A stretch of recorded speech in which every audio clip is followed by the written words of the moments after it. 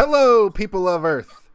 It is Wednesday night, and you know what that means. People are clamoring and asking each other the number one question that's on everybody's mind, and that is, hey, did you see this one?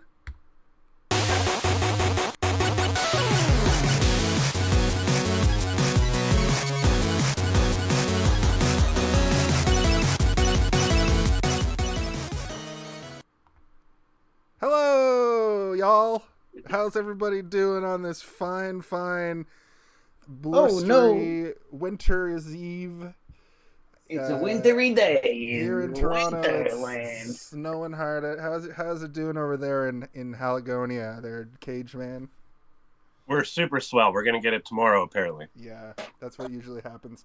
Tonight we are talking about the hit 1985 horror for kids. Yeah, that's exactly how I put it. Return to Oz. Okay, if you want to adhere to basic opinions, you basic bitches. Just kidding. It's anti-bullying day. I'm sorry. I apologize. You better Yeah, not bully us. anti-bullying. I'll bully you right back. Give me a lunch money, kid. But I believe our host for tonight But I brought my own lunch. Give me your lunch. Your whole lunch, then, motherfucker. I believe our host for tonight is Steve. Sure. Yeah, I think that I've seen this movie probably a million times more than you guys. It's okay. Well, yeah. Yep. I guess I'll tell you in my moment. What up, Yeah, Keldon? Welcome to the chat. Welcome to the show. Welcome Hello. to the chat and the show. So this movie is a movie from 1985. It's directed by a man by the name of Walter March, Murch, I believe. Who this is the only movie he ever directed, but he is primarily an editor and sound editor and like video editor. I think he edited The Godfather and Apocalypse Now. So obviously his next step was to direct a movie for children.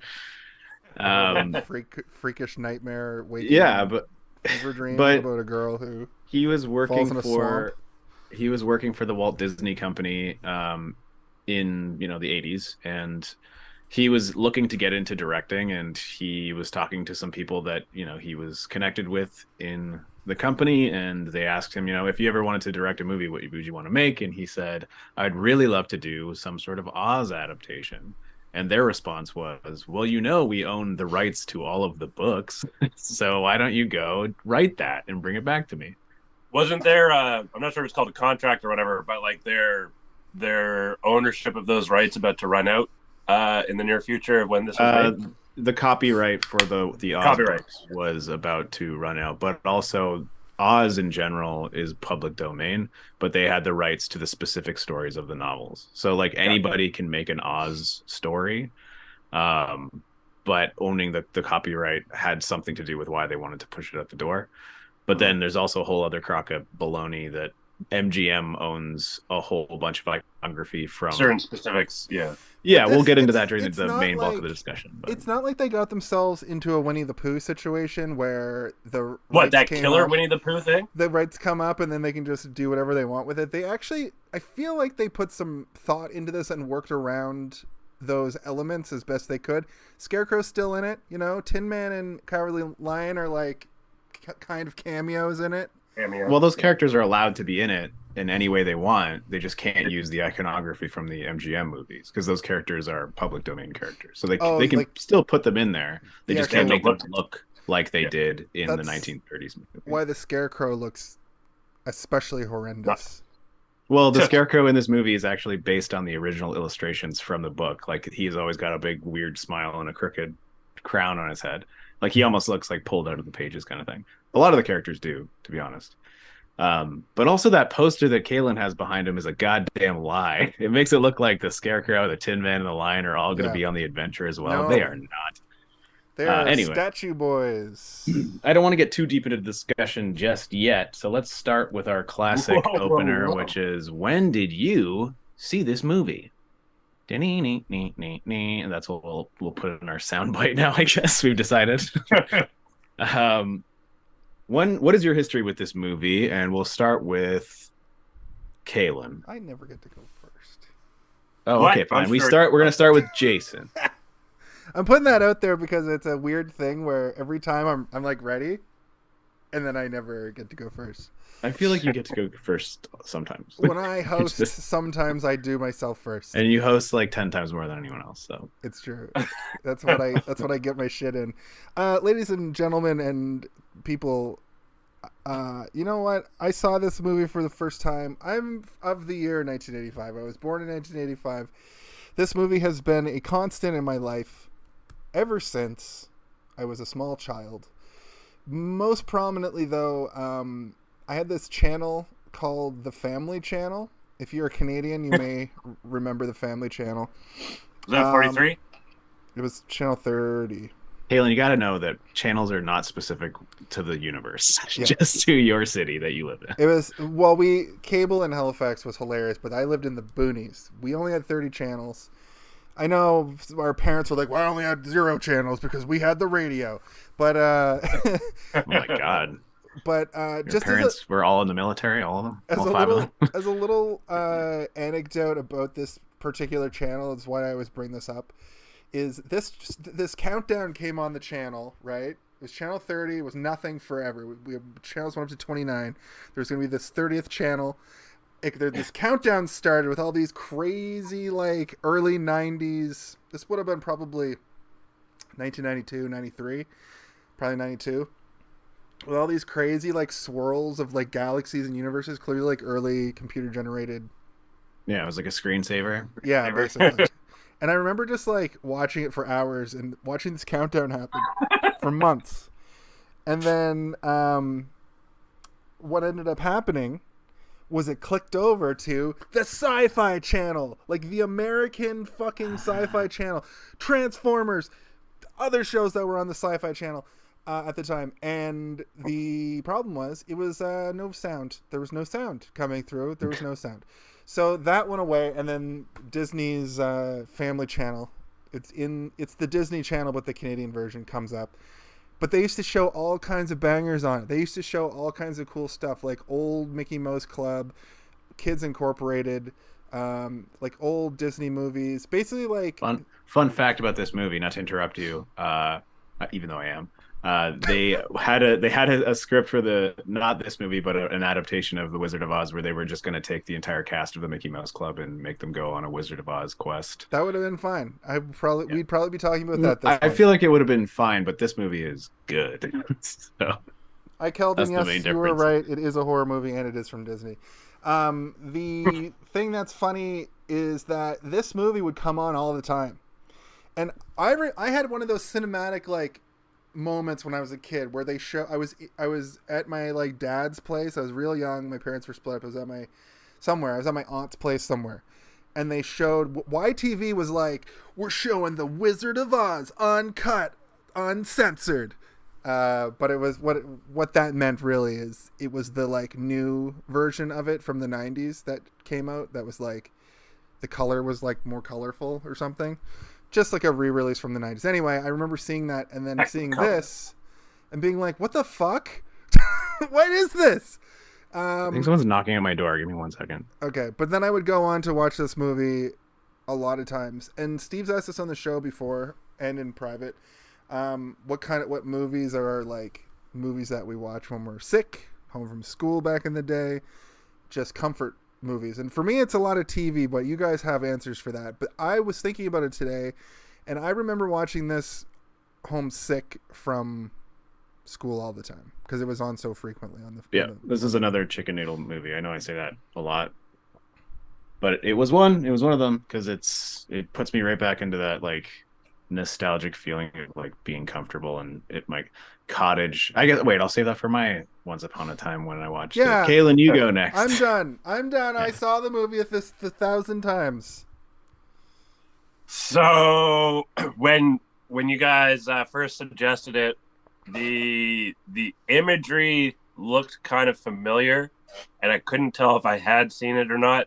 And then through conversation with you guys, you got there's also a cartoon like Wizard of Oz or Return to Oz version or something. Sorry, like that. Kaylin, not to cut you off, even though I am. I just wanted to add to mine. There was a cartoon that was an anime done in the same style as Astro Boy and Maya the Bee that I had lots of memorabilia from, including I remember specifically a coloring book, and I remember the TV show being really weird. But then Steve told us last week, I think, that there's like a movie as well, like an animated. Yeah, movie. there's an actual movie that came out before this, I believe, Okay. which I assume probably inspired the cartoon show, but I don't know for sure. Right. Sorry, Kaylin. Go ahead, buddy. Are you? But yeah, so the Jack Pumpkinhead looked familiar, to say the least. It actually looks kind of spooky. So yeah, this movie is definitely a lot darker than the first one. But having watched it last night, I'm gonna have to say that was my first time watching it, and I gotta say I was pleasantly entertained, surprisingly entertained. I'm glad to hear that, because it is difficult to show somebody a movie that's so old that is geared towards children and have them still enjoy it. It's not It held impossible. up really well. It's Yeah. not impossible, but it is rare that you watch a movie that people love from the 80s that are kids movies that you have never seen, and then you try and watch it as an adult and you're mostly just like, what am I watching? This is no good. But yeah, are you good? Are you done with your yeah? Take it away. So I saw this movie. I don't really have a full formed memory of the first time I saw this movie, but it was, I think I've mentioned on the podcast before that one of my friends, his sister used to babysit us a lot when I was a kid, and she would show us movies that she loved, and she's a little bit older. I think she might be a little bit older than you guys. But this was one of those movies. It was also one of the movies that when I was a kid, we would go to my grandparents' cottage, which I have like a little brief window of memories of going there, but not too many because they sold it when I was quite young. But we would always stop at this little sort of gas station convenience store that was like no bigger than sort of like a shack. Like it was tiny, but they had this one little corner of movies. And this was one of the movies that they had on VHS. And I always wanted to rent that one, to the point that it was a point of annoyance for like a point of contention for my parents. They're like, you got to rent something different. You rented this last time. And I was like, I don't care though. I want to rent this one. What's your problem, Mom? Instead, they decided to show me Ace Ventura at the age of 6. Like, Jesus Christ. Yeah. Probably should have shown me Return to Oz again. But because of those sort of warm memories, you know, we would rent those movies mostly for like bedtime movies at the cottage, which was viewed on like a tiny television, right? You didn't have a big TV at the cottage. It was just like a little tiny tube. And if any time it was raining, I would just pop it in and just lie on the couch and watch Return to Oz.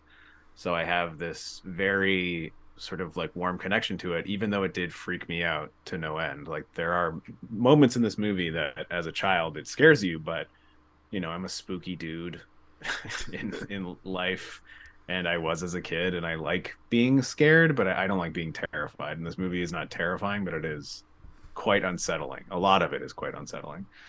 And I just want to like interject something quickly. Okay. This anime that I have in my head doesn't exist. does not exist. I don't know why you kept calling it an anime. There is a cartoon show, but I don't know why you would kept referring to it as anime. No, but the cartoon Return to Oz is from the 60s. And does have a Jack character. Well, Jack Pumpkinhead is from the books, like the original book series. I get there. There's an anime, or not an anime, there's a cartoon movie or something called Journey Back to Oz, and it has Jack Pumpkinhead. I don't know now what the fuck I saw as a kid, but I think what it might be is a combination of, there is a Does this qualify as a Jason's Theory corner? No, it doesn't. It doesn't. Okay. This is inside my head, so it's not really a theory. It's, I think, what happened to me as a kid. There is an anime in that style that I was talking about, or close to it. That is The Wizard of Oz. It's called Howl's Moving Castle. No, it's a Wizard of Oz. It's called there's Journey Back to Oz, and then there's Wizard of Oz TV show from like the 90s from my research here. That's the 90s is the one that I'm familiar with. So what happened was I had this coloring book of Return to Oz. I specifically remember the coloring book, like from this movie, like clearly just like stuff that was put out from this movie that I had, and I thought I like meshed the two things in my head, and thought that there was an anime of Return to Oz, but there's just the movie. There's an anime. All right. Jesus Christ. You misremembered something. There's an animated show from the 60s called Return to Oz, and it all just... Okay. This is like a Mandela effect. It's gonna, in a couple of years, there's gonna be a TikTok with our podcast playing. It'll be like, Mandela effect? Question mark. No, just Jason's an idiot. He's too sure of things from his past without looking it up. I was like, you know what? I should look this up. I haven't looked this up. You should probably look it up before the show. I was looking it up while you were talking, okay? So I'm sorry. Go ahead. I did lots of research for this. What's up with the eggs, That's an then? interesting tidbit. Chat wants to know what's up with the eggs. Like, why are they poisonous to the gnomes? Unexplained, but also a lot of things in Oz are not explained, so it's... Because it's all whatever based on massive head wounds. Yeah, it's the addled brain of a child who's suffering from an undiagnosed concussion from getting hit in the head during a tornado, who has psychosis and believes that her dream is real, and then falls in a river and fucking almost dies in a swamp. Relives it. Yeah. One of the fun things about this movie, having seen it so many times, is preparing yourself for being faced with the things that she absorbs on her way to the hospital, in the hospital, right up until she falls into the river, and then going through the movie and piecing together which imagery, which characters, which actors are being repeated throughout the movie. And I kind of like went into this for this watch really kind of aware of that, because I don't watch this movie often, but I do watch it. I have watched it more than a handful of times since I was a kid. I watched it so much as a kid, but then I'll watch it every 5-6 years or something now as an adult. The last time watching it since before this was probably about 8 years ago. You said you had a tidbit? Oh, right. Tidbit us. You were were you gonna say something first? Yeah, I was just gonna talk about how much fun it is to watch this movie, having seen it a couple of times, with the sort of kind of like Easter egg hunt. The observant eye, yeah, where I'm like, these are the eggs, these are the Easter eggs. It's not about the chicken eggs that kill the gnomes. It's about like looking at the things that happen throughout and then seeing them crop up in the movie. Like something as simple as the head nurse taking away her lunch pail and putting it on the gurney as it's wheeled away, and then when she's in the world, she finds a lunch pail tree, and they look exactly like the lunch pails that was taken away from her. With like that wrapped sandwiches. How do you grow wrapped sandwiches? Listen, it's a magical world. It's a magical world where everybody can do whatever they want, except for there's a desert that turns you into sand. A deadly desert. And also, I read that this was the first Disney film to use the iconic Disney logo with the little kind of like starry rainbow thing going over it. No, it's the first one that used the blue logo. Oh, okay. It's the first one to use the blue logo. So before this, it was, I believe, just black and white. And it's like a peacock blue with the pale blue castle and the logo underneath. Yeah, it's the first one to do that. I don't know why. And that thing that goes across the top is Tinkerbell in the front, and then she flies to the back and then flies over top and makes the rainbow. Well, that doesn't happen in this one. I think that's later on. Yeah, I think they added that. Yeah, that probably is from Peter Pan. Yeah, well, yeah, but this is after Peter Pan by a lot, right? What? I think that was mostly for the home VHS edition of things. They started adding it to the movies later. Yeah, right. Yeah. I think that this movie opens in such a drastically different way than the original. We're all done our intro, yeah, I guess. I've done my intro, and then So I said some more about Whoa! Can it. I interrupt you guys now? Yes. Sure. Okay, that was it. I see. Thought this was supposed to be anti-bully day. I'm bullying. Well, you guys each got to interrupt each other, or everyone had an interruption, no? That's true. So the movie opens with a sort of a mysterious, trilling soundtrack to a starry sky, whereas the first Wizard of Oz movie is a bombastic score that is immediately followed up by Dorothy singing about bullshit over the rainbow. And this movie also pans down onto Dorothy, except she is completely silent, staring out of the window at the sky is while catatonic.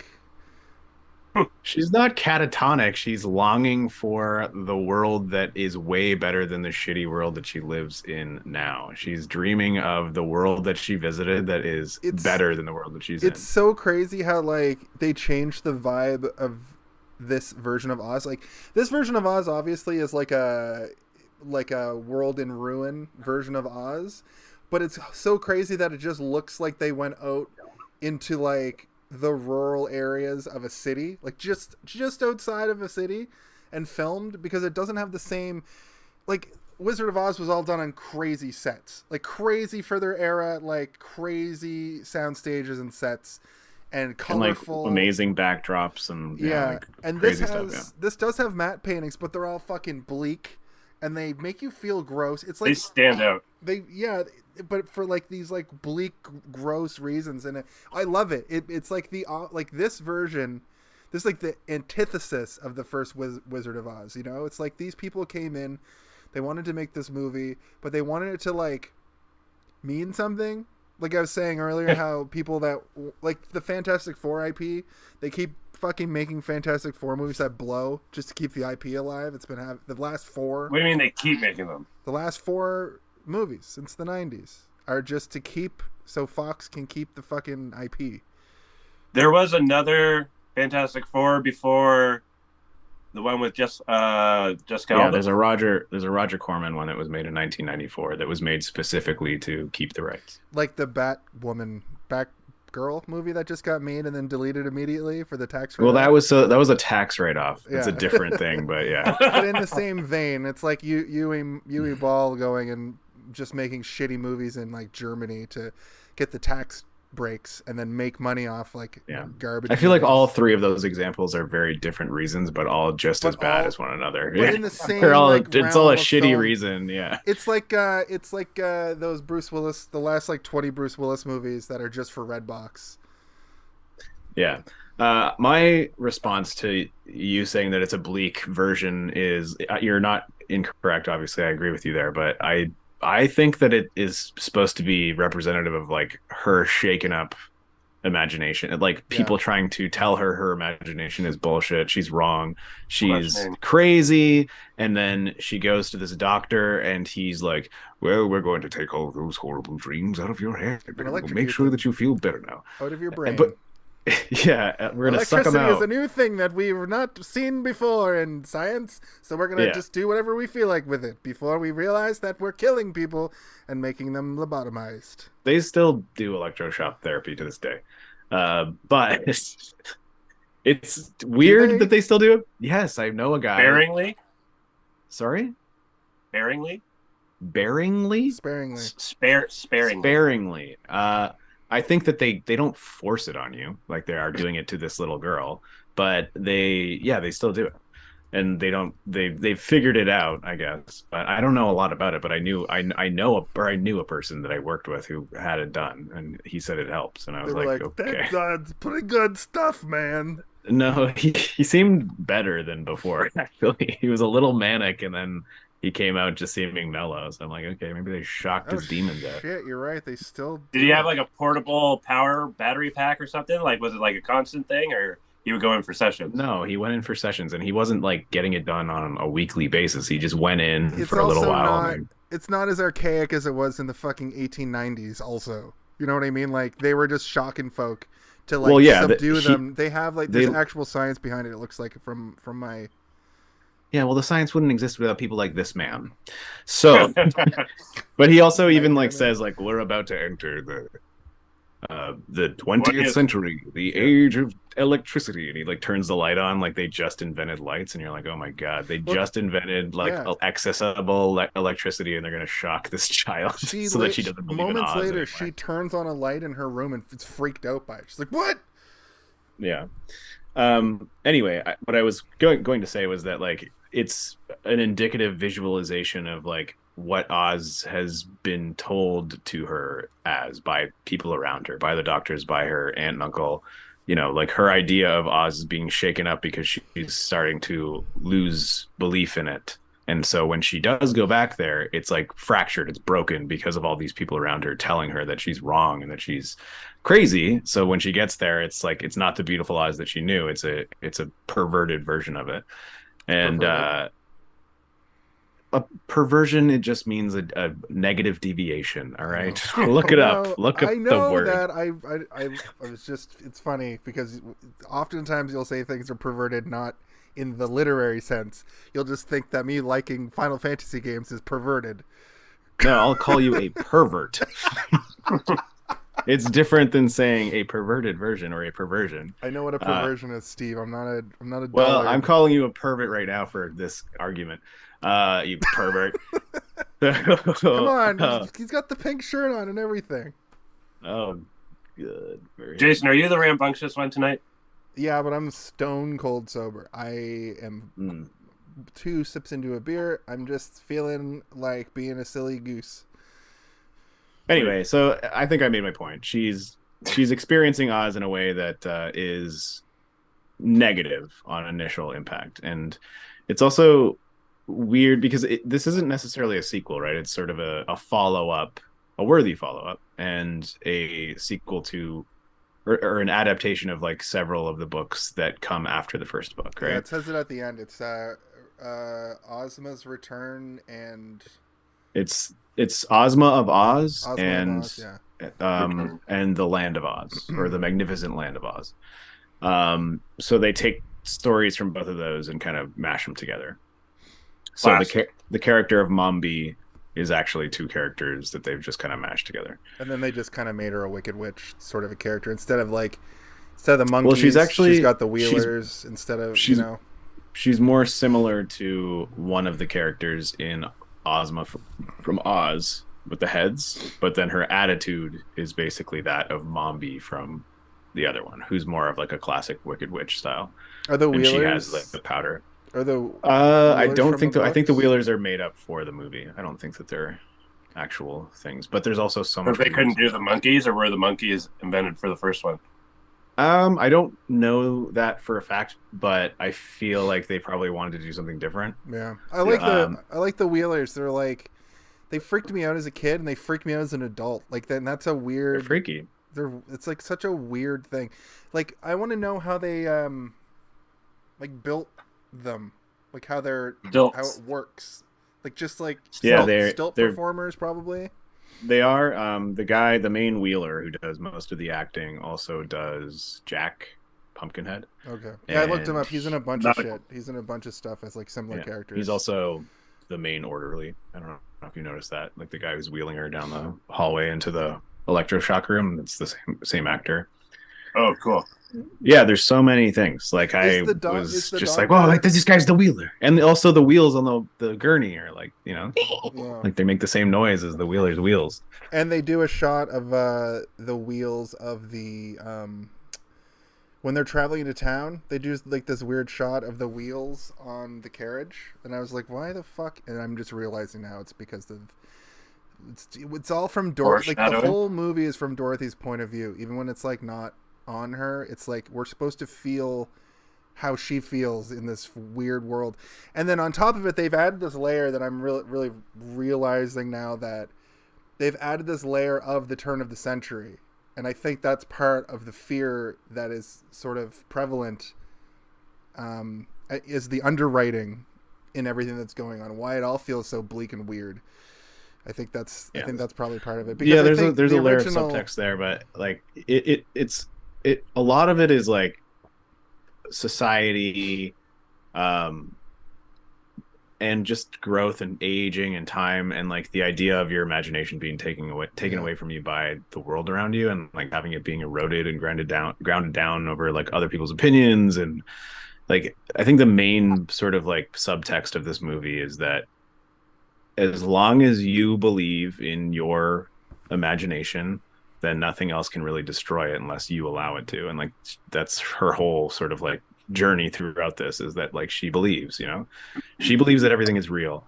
And even in the end, she gets out and she realizes that like, okay, I don't want to go back to a crazy home, so I should probably keep Oz a secret, and and I'll just have it be my place to get away from reality. And like anybody who has any sort of like imaginary world that they, invest in, whether you be a writer or like filmmaker or whatever, you're not going to make a believable world unless you kind of believe that it exists in some capacity. I made a note about it in my notes that was like, what she should have done is, instead of sounding like a crazy kid, she should have just started writing the story of the Wizard of Oz.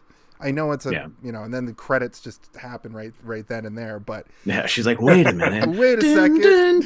Credits. The credits are rolling as she's writing. I bet I get some money for this. Yeah, the movie's 10 minutes long. And she's like, and then they all sing, oh, we oh. No, I mean, she's also like a 10-year-old girl, right? Like she's trying to get people to believe, and like she lives on a fucking farm. Like she has no contact with any other children or anything to share her crazy imagination with. All she has is her uncle, who's like clearly depressed, and the aunt who's having to do all the work, right? This movie wanted... was the uncle the Gnome King? No, the doctor's... Yeah, I was going to ask that earlier. It was the doctor. Okay, that's what I thought, but for some reason it kind of looked similar at the end.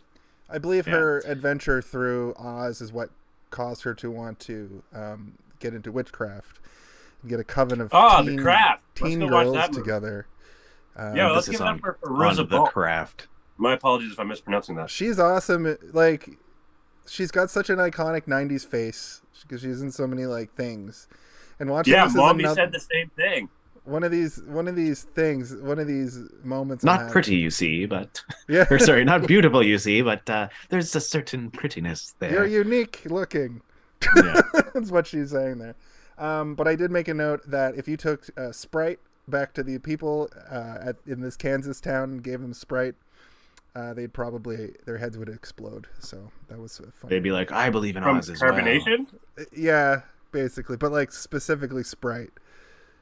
No, I like there's a TikToker who makes videos, or I don't know if it's just specifically TikTok, but it's one where he goes back in time and gives like a pilgrim like a Sour Patch Kid or something, and he's like, "Oh, this is sour. Have you ever tried one of these?" And he just pulls out a lemon. The guy's like, "Yes, I've tried it." Like, we he's actually not got the amazed. powder for these from lemons. Yeah. All right. The soundtrack though in this movie is dope.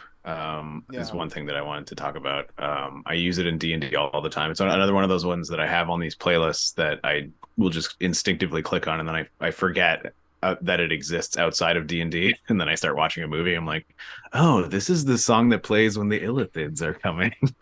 Instead of it being like, no, this is a song from Return to Oz. A song from fucking Stargate. You probably used from a movie.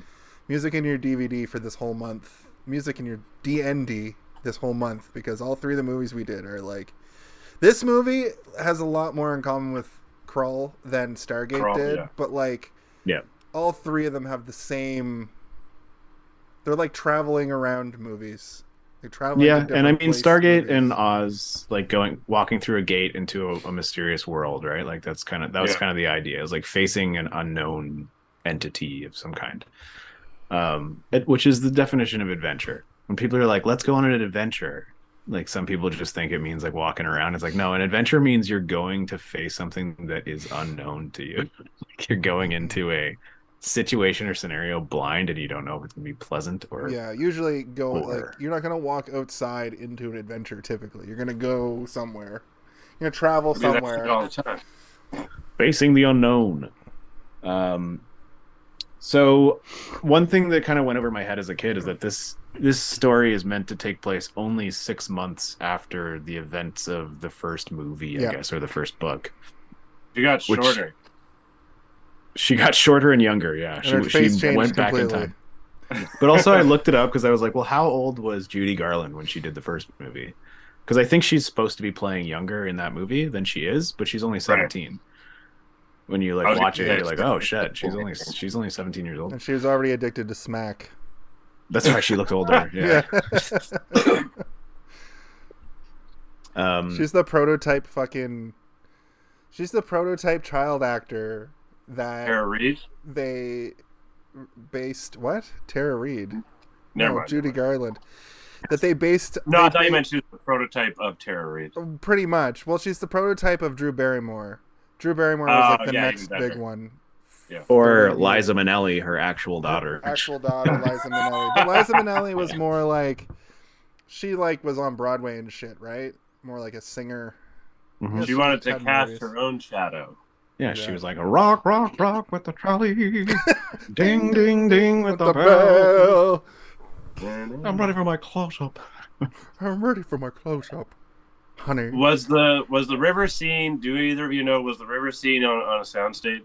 Like, there's no way they so, man. I think they just threw that girl in a fucking river was... and said, figure it out, kid. You want to get the craft when you're a teenager? You better get in that river, buddy. I think the only sound stages in this movie were the mirror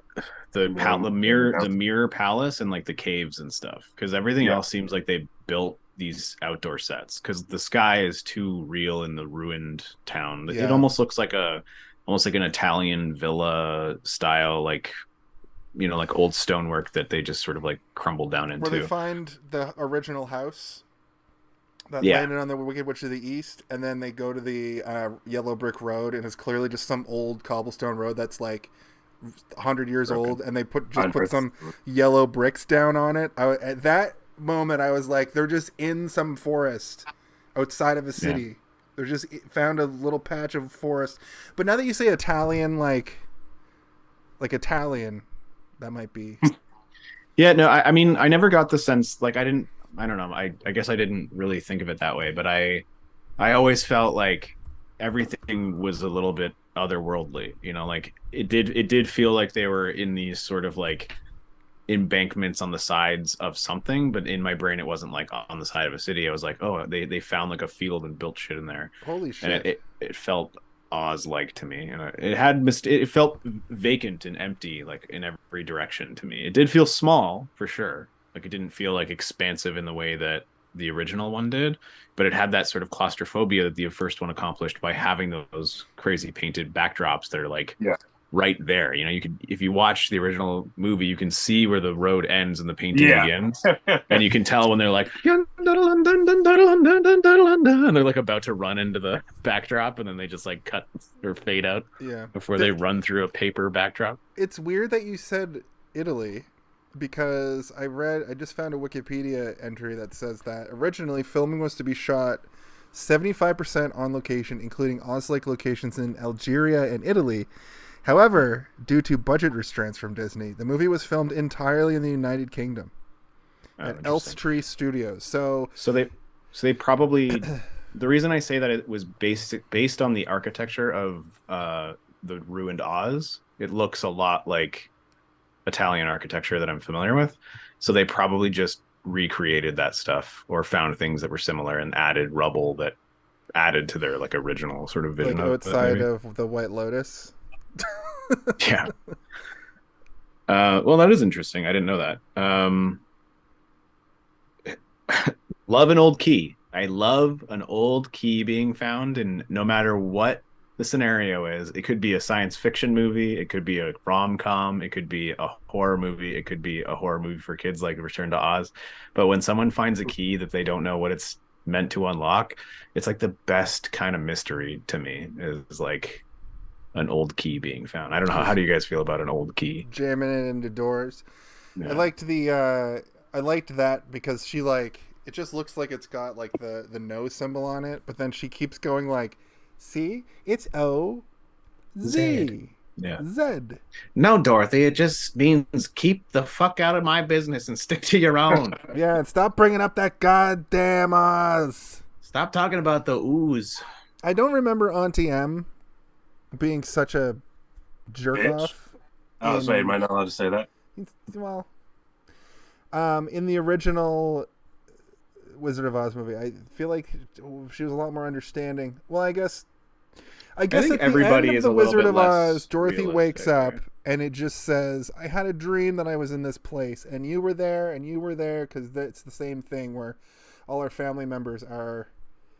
Playing, yeah. But was Auntie M somebody in the original? Was she the wicked? The Well, nice she's witch? No, the one no, the neighbor was the Wicked Witch. No, the nice witch. No, Oh. Glinda the Good Witch was nobody. Annie M and Uncle Henry are nobody. It's just That the sounded so mean. Glinda the Good Witch was nobody.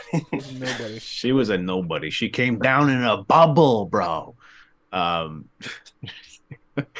She was. I don't think she was anybody in her life, but the NEM character is the one that like basically forces her to give away Toto, right? Oh yes. And then yes. and, like that's why she's mad and wants to run away, and then she finds Toto again. But yeah, the first movie is her wanting to run away from home, and then she realizes because the wizard is like, you should go home because your family is worried about you. Your NEM she's crying. Does she have heart problems? And then Dorothy's like, oh fuck, I should go home. And then as soon as she gets outside, there's a horrifying tornado. It's a twister. It's a twister. Yeah, there aren't as many people in the original one that end up being actors throughout as this one. This one is like pretty wild, and there's also so many little visual parts, right? Like Ozma gives her or not Ozma, but the other girl in the insane asylum. Wasn't that Ozma? It is. It is Ozma. Yeah. And I guess it's meant to be her in both worlds because she's the one that gets her out and everything. And she gives her a pumpkin, which is the Jack Pumpkin. The Electro Machine is TikTok, and Jackie Pumpkins. yeah, I read that Jack Pumpkinhead was inspiration to Tim Burton for Jack Skellington. I can see that. Yeah, I mean, even the beginning of the movie, Jack Skellington before he like lights himself on fire and dives, he basically looks exactly the same as this character, except a little bit more devilish. Yeah, and I believe the guy who made all the clay effects for the gnomes was the same guy that did the Marsh. Was that movie. clay, or Yeah. was it all clay? Like, was their face clay? I thought that might have been painted on, like frame per frame, painted on or something.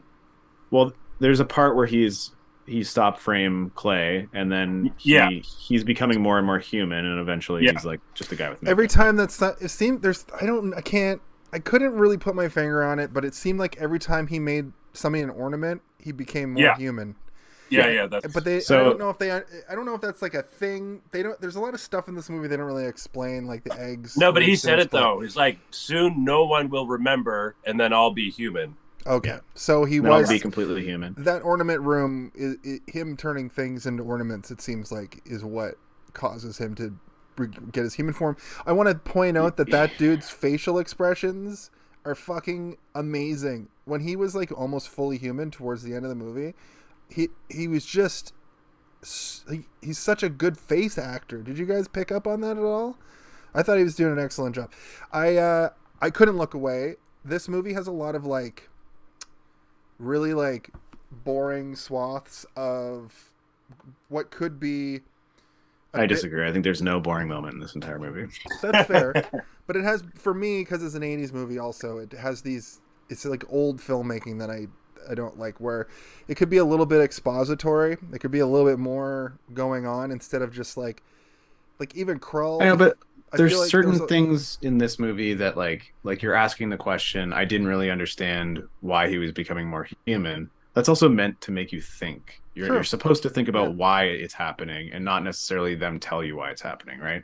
Why is he becoming more human? Why does he need to become more human? It's not necessarily about that. What he's trying to do is eliminate the idea of Oz, because if Oz doesn't exist, then it will only be him, right? Like, and there's even an argument to be made that he is literally the Doctor encroaching into her mind, and he's becoming more human because he's bringing her further and further away from Oz.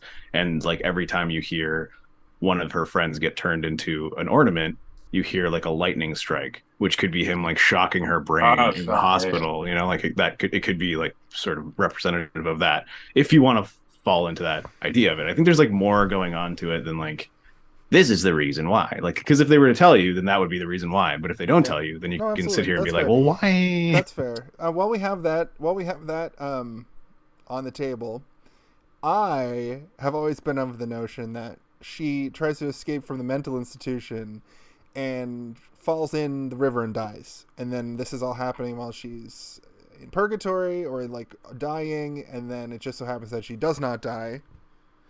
But then, watching it this time, right as they're about to put the thing on her head, or he's about to flip the switch, there's a lightning takes out the whole hospital's electricity. So now I'm thinking maybe the Home Alone of it all happens the moment that the lightning strike hits the place, and she is in fact being electroshock therapied the whole time. I still don't know. I think just like the first movie, it's meant to be ambiguous to the point that you're meant to ask these questions and come to your conclusions that you prefer. I was gonna say, then is it that when the tornado hits her house in the first movie, she just dead? Exactly. This is all just imagination. All of it happens after that. Well, I mean, I think that, yeah, if you want to think of it that way, you totally can. And this is a completely different Dorothy Gale in a new scenario. It's an MCU situation where it's an it's a multiverse. It's a multiverse situation. But it's I mean, that's how she wants to look, or whatever. Or like her. Yeah. I think the main sort of like idea that they constantly go with is that she suffers some sort of like trauma that sends her to Oz, and it's like Oz is literally the place that she goes in order to feel safe. And even though while she's in Oz, she's sort of processing something that happens in her real life, right? So when she's in Oz the first time in the first movie, she's having to deal with the trauma of like being lost or not being able to get home and find her family, and deal with the Wicked Witch, who is the lady down the street who tries to get her dog euthanized. And then in this movie, it's her dealing with the fact that everybody is trying to rip Oz away from her, and she just wants Oz to go back to the way it was. And that's kind of what happens at the end. She rebuilds it. They could not have found a different looking dog than the original Toto. I thought I remember Toto being like, that's a nice little doggy there. I feel bad for old Toto. This time I was like, God damn it! I'm glad Toto didn't come on this adventure, because he was a mangy little mutt. I like the dog. She talks about animals talking in Oz, and Belina, the chicken or the hen or whatever, does, but Toto never talked in Oz. No. Oh, I have an answer for you there. It's because they didn't have the ability to make animatronic dogs talk, and it didn't look fucking stupid as hell in the 30s. Also, I will say that Toto does bark, and she understands Toto canonically. Ooh, touché. Okay. So yeah, I like that. Also, was it just me, or did they get to the Emerald City way too quick? Well, they tell. Yeah, but that was more just because they already did that adventure. Yeah. They don't need to have. The same adventure. I know, but still, like. They wanted to staple two couches together and put a weird gump on it, and then have it. Well, I mean, life to dust. Be life fair, dust. That was cocaine. I think Mombi had a cocaine problem, and to be fair, the quest in the first movie to get to the Emerald City is one day. You're just seeing 3 different segments of her meeting 3 different people along the way, and they all sing long ass songs, and it takes 45 minutes to an hour to get there. In this movie, she wakes up, it's morning, she hops out of the crate, she finds her chicken is there, and then she finds her house, and she gets gets to the yellow brick road at dusk. So it is the course of a day. It's essentially the same amount of time. They just don't fill it with her being like, "Oh, if your life's an empty kettle, and I'm a one, come on, you'll wildly had a brain." If You know, they wildly don't had a they don't do brain, that yeah. shit. No, they were like, no music. Fuck Yeah. your ideals. We don't I like sing music. anymore. No, But I did little write down people just to get as before we leave. munchkins. Before we leave, well, Munchkin Land is also owned by MGM. I want to get onto that at some point, but I'll tell you all about all the stuff that they couldn't do in this and the stuff that they were willing to pay for because they had to pay anytime they wanted to have something iconography wise in terms of Wasn't that it the movie. They had to slipper? pay a lot of.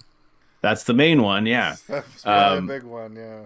The Toto howling though as she's riding away in the wagon. I wrote down, "Give that dog an EGOT." No, I wrote down. No. I actually wrote down, "Give that dog the $10,000." But Like you I won wanted to America's ask you Funniest something. Company. I noticed that there was some weird editing for that moment. I think that Yeah, that 'cause it was dog. cute. I think that dog was like sped up or something.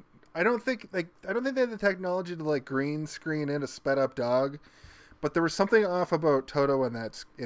Well, there's bit. another little part like that at the end I noticed as well. I do know what you're talking about. It's You when know, she sometimes takes they do like they make the dog do like a trick and it's like sped up and it just quick cuts to that. Yeah. But somehow it was off in the distance, almost like it might have been superimposed in somehow. I don't think that's what it is. So near the end of the movie, when she picks the slippers up, there's the same sort of weird jittery camera effect that you're talking about for this. And I think it's because they filmed it at a higher frame rate, at a weird lighting. Okay. And they probably meant to have it be in slow motion or something. Like there's a couple of moments like that in this movie. So I'm thinking that he probably had in mind when he was shooting these weird slow motion moments that were going to be paired with like intense music. And he was probably editing it together and realized like this is way too intense for children. Like this is like so emotional. Like they probably had like the dog like howling and like with this like sad music playing, Yeah, and like people are probably like, this is too much An for extended kids. 2 or 3 minutes of the dog like Yeah. her yelling like Toto no, and the dog howling like all winning the EGOT and getting the $10,000 on America's Funniest People somehow. That's true. Maybe they edited it down a little bit for that, but I still think that the dog like licks its face and it looked wrong. You know, like it. I'm telling you, I think it's the high frame rate. Yeah. Like because if you film something at a high frame rate, it's meant to be slowed down when you use a certain lighting, and if you don't, it looks weird, it looks strange. And I think because I noticed it a couple of times in the movie where it, like there was this weird effect where it almost looks sped up, but it isn't, and it's kind of jittery. And I'm like, that was supposed to be a slow motion shot. I wonder why they didn't put it in slow motion. And then I was like stewing on it a little bit. I'm like, they probably had these scenes where like there was meant to be this emotional music They playing. also had like stop motion artists working all over the movie too, so they probably employed some of that technique for the dog, just so the dog they don't have to put as much into having the dog, like using the dog's acting. They could just take what they want and make it happen, almost like animated the dog. Anyway, the dog deserves an award. The dog was good, but I hate the way it looks. What do you guys think of Fairuza Balk and her like slight Judy Garland impression? Like this kid Loved is it. fucking killing it in this movie. A, loved it. B, made a note. Every time that she did a little curtsy, like a little like hello, Mm-hmm. I laughed out loud. I thought it was the most adorable shit. I thought it was incredible that she is this 10-year-old actor putting on a Judy Garland, and then that's not, you don't write that kind of thing into a script. That's like completely ad lib when somebody just does a little like while talking curtsy like that, like hello. I absolutely loved her performance. She doesn't get annoying. actor. Because like child actors Yes. often get very annoying throughout movies, or like if your whole movie relies on a kid, there's gonna be moments where you're like, ugh, all right, get me through this. But I didn't feel that through the movie. I was like, this kid is actually just carrying this whole movie, and she's acting against puppets and fucking weird robot men, and like it's all just her. What I was gonna say is like, I don't think that she's necessarily a good actor. But what you're saying is right, and her ability to be in these moments and be acting with just there were scenes where she's interacting with like a man in a fucking pumpkin suit, an animatronic gump or moose, fucking the chicken. The chicken breaks all the fucking laws of practical effects. Breaks all the rules. Sometimes it's just a chicken going like. Also, that chicken is our greatest I living am a comedian. chicken who can talk. No, she's the greatest living comedian who ever existed. I don't know. That chicken is hilarious. When they walk in and she's like, "Oh, just our luck, huh? I run into a bunch of stiffs. Oh, they don't seem to be going anywhere fast." Yeah. This dog, or this chicken She knows how to make me laugh. She reminds me of what was that woman's name from the 80s and 90s? She dressed in a trash bag when she did comedy. I don't know. Trash bag Tina. I do think that her Veruca, or is it not Veruca? Faruka, right? I keep wanting to say Veruca Salt from. There's a Z. I don't know if that. Well, I'm thinking Veruca Salt from Willy Wonka. You know, the one who's like, "I want a golden goose now." Okay, Veruca. Yeah. I think that she probably watched The Wizard of Oz a shitload, like in her, before she got this role, and was probably just like always doing Judy Garland impressions because it doesn't happen throughout the entire movie, but like when she says like, "This was the yellow brick road," like it sounds like perfectly like the accent and like the weird sort of like intonation of her delivery is just like. She's channeling Judy Garland in a way that I'm like, I would usually be like, ugh, at a moment like this. Like, it reminds me of Donald Glover playing Lando, where he does like a little bit of a Billy D. Williams, but like not enough for you to be like, stop doing this. Like it's perfect. It just reminds you of like the other movie without totally making you feel like you're watching an impression, which is pretty amazing for a 10-year-old child to pull off. So marks to her. Good job. You're a good actor. We talked about the lunch pail tree. What would be your perfect lunch pail tree? I think is the question I wanted to ask you guys. I'll tell you.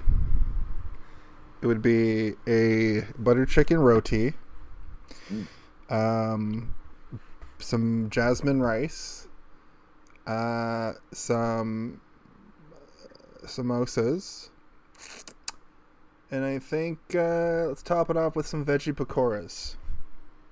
Jason pulls his phone and opens Uber Eats like immediately. Hold on a second. I didn't have dinner. Oh, Phyllis Diller was the person I was trying to come up with. Phyllis Diller. Remember Phyllis Diller? Anyway, we moved on from that thought. Kaylin, your perfect lunch pail tree lunch. I'll take sure, go on. It's not roast chicken. Tuna sandwich melt with celery pieces in the sandwich on a bagel. Whoa. Bagel? The chicken's like, you think this tree can create bagels? What are you fucking nuts? That took several turns. It's not fried chicken.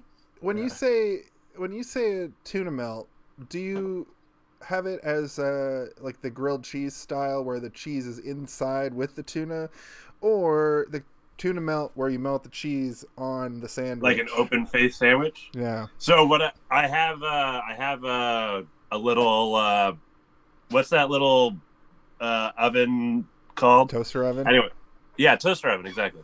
It's like a regular oven, but you can only fit tiny pieces of bread in it. Maybe one and piece toasts of pizza, them. maybe Things or that you two want to pieces. toast. Yeah, we don't have a microwave. I have a toaster oven. But yeah, no, I would take I would slice the bagel. I would get my tuna, my mayo, my celery chunks, whip that together, put that on each half of the bagel, put cheese on top, do the melt, then put a little bit of mustard on top, and then smush it together. That's a dope. Sounds dope. Wow. I have salt and pepper as well. You gotta have salt and pepper. I've got turkey in the freezer from Christmas that I'll pull one piece of turkey out to make like a turkey salad sandwich with celery and onion. Yeah. And I fucking love a tuna salad sandwich also. Yes. You gotta have celery pieces. Yeah. Good choices. Good choices. I just get. What about you, Steve? $45 worth of. I want $45 worth of fucking Indian food in my pail, and Kaylin wants a tuna melt on a bagel. Hey, nothing wrong. Don't make fun of that. No, I'm not. Yeah, It's not making fun. anti-bullying It's day. anti-bullying It's day. not making fun. It's just I'm funny. inconvenienced. You yuppie fuck. Yeah, it's also inconvenience yourself day. Self-inconvenience day. I think that in my lunch pail, I would probably have like a, I don't know, like maybe like I want something light because it's for an adventure, right? Like you don't want it to be too heavy. You don't want to feel like you're going to take a nap afterwards, right? So I think Kaylin's on the Or right a big track. dump. Yeah, so I'm thinking like a hearty salad, like a salad with like chunks of like chicken in it, or we'll go with. Oh, God, I forgot the chicken. Is Belina the would chicken hate here? that. Yeah, Why is is there- Belina Oh, here yeah. with me Why in is this there situation? chicken on your salad, you freak? All right, maybe I just maybe want it's some sort of made-up animal. maybe I just want a gourmet ham sandwich like Dorothy had, and I'll just I'll have that, and then like a couple of juice boxes in there. I thought Kaylin would be a purist and want the ham sandwich. Honestly, if I'm being honest. Yeah. I I think you you need to had a go ham with like sandwich earlier today. a better ham sandwich than what that she, because I saw her eating it, and that thing looked pretty light. Also white bread. Ugh. What a pervert. What's wrong with white bread? Racist. Do you think that those are like they manifest what you want in them, or is it just like you're gonna get a peanut butter and jelly I was one, gonna- and like if you open it and you're allergic to peanuts, you just like die. You're like, fuck this. I was going to ask you guys the same question because I kind of interpreted like maybe closer to what you said first, where it's whatever you sort of want in your heart. But also, if it's not that, I think it's just different what you would find in a kid's lunchbox. Like different trees, different lunches. Or even in that Or like same... a construction worker's lunchbox, because that's Yeah. kind of what it looks like, right? Like Yeah. a lunch pail. Something that you would have as a blue collar worker that you would just take with you. Like that's what I mean. It's like an on the go. It's an energy box basically, just to like make sure you can get to your. If this next movie was destination. Japanese, it would be a bento box. It would have all the trappings of a bento box. If it was from other places in the world, it would have different things. If it was Canadian, it would just be filled with maple syrup. Yeah, so in Did Howl's people Moving Castle, used it's to a carry bento their box. lunch around in pails like that? Was that a real thing? Yes, lunch pails used to look like that. Yeah. Interesting. It a looked literal like pail. That's why it's called a lunch pail, because it was just a little pail that you would carry around with a lid on it. It was to keep your. It looks like it almost looks like you're carrying around garbage or something. You got like I'm trying to find the words to say this properly. You've already said But, it's like- garbage, so... Yeah, it looks like you're carrying around garbage or something. What's in there? Garbage. I'm bringing my No, it's garbage my to work. lunch. What do you want from me? It's my lunch.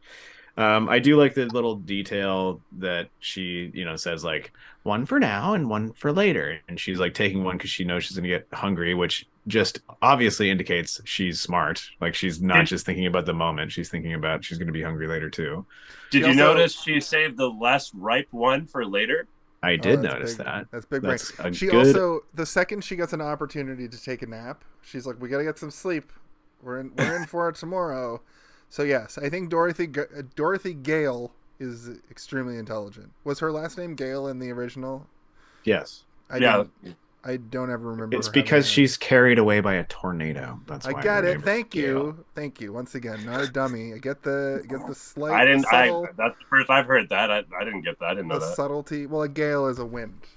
No. I mean, yeah. Now, once you said it, I got it, but Oh. I didn't get that. At the time. But also that lunchbox comes into play when she finds TikTok and he uses it as a medieval flail, which Yeah. I love. My brain is an idiot, and every time they said TikTok, I watch shit with subtitles, and his name is TikTok, like The exact same. like the app. And every time I think Can that's they the first, sue? I was thinking about it. I was like, wow, this is a Disney IP. This would be a big we own the rights to the TIKTOK. They don't own the rights to that though, because Oh, just wait. His it's has from hyphen. I don't think the app has a hyphen. it's Oh. from a book series that is it's 70 open years source. old? It's free. Okay. It's free use. You can use those titles. If all three of us wanted to right now write a Wizard of Oz story, we would be allowed to use it to do it and use all the characters that exist in there. We just wouldn't be able to use the stuff that's copywritten, created by Disney or MGM. Can we All make the an other app stuff. of it? Oh, that's a hard question to answer. That means that it hurt his brain too much, and we're gonna move on now. Because it was a And he's question that being made no nice. fucking sense. Yeah. What do you mean by Nice. that? See, he was being nice. We should have just moved on. It's anti-bullying day. No bullying. My next note is like you said, Kaylin. Jack Skellington was inspired by Jack O'Lantern from this, and I do believe that's correct. And I was trying to make the point earlier, but I think we got off topic. That the guy who made all the stop frame animation for this movie worked on the Mark Twain movie, who's also the guy who took on Henry Selick as a protege, who directed The Nightmare Before Christmas eventually. So it would not surprise me if Henry Selick was working on this movie in some capacity. What's that called? 6 degrees of connection or whatever? Of Kevin Bacon. This isn't Tremors. No, 6 degrees of Kevin 6 Bacon is degrees a of- game you play when you're on road trips, and 6 degrees of separation means that in any That's the one. capacity you Yeah. could find your way to connect to anybody on the planet within 6 I other think people. Kaylin is right. That you could probably make 6 degrees from this movie to Jake Skellington. I could make 1 degree. I just made it. You just I made told it. you. Oh yeah. I just told you it. No, Okay. you named like 2 or 3 people. That's like 3 degrees. All right, Henry Selick and the guy Yeah. who did the claymation for this movie Yeah. is his mentor. Whose? Oh, Henry Tim's? Selick. That's 1 degree. Henry Selick is the director of Nightmare Before Christmas. Oh, Yes. damn. There's Okay. literally no degrees. It's a straight line from one to the other. The stop motion claymation shit in this movie was like some Pretty of the great. best stuff. Yeah. Some of the best. I just watched it on Disney Plus, and Disney Plus upscales everything. You know, it's all like I watched it. Yeah, I watched it on that. all their too. shit's remastered, so it all looks awesome. Yeah. Actually, fun fact. This movie, when it was released on DVD, they used a really shitty quality, and because the movie was Ugh. because the movie was so poorly received when it was released in theaters and on VHS, that they just used a shit VHS transfer to the DVD, so it just looked like crap. But if I watched it on Disney Plus, and it looks pretty great. Like even the compositing and the blue screen and stuff, like it's not janky. It all looks pretty great. Like there Yeah, was no the- moment where I was like, "Oh, you can see the line." You can see a bit of the like green screen lines sometimes for some stuff, but overall, this is like I watched this movie in 2020 or 2021 and reviewed it, and I remember thinking that I don't get how everybody has seen this movie. When you say this movie to people, they're like, "I've seen it." But it's not like a cultural phenomenon. It's more like a cult movie that everybody has seen. It it's like absolutely we fits all- fits the "Hey, did you see this one?" like moniker, because this is totally like you're at a party.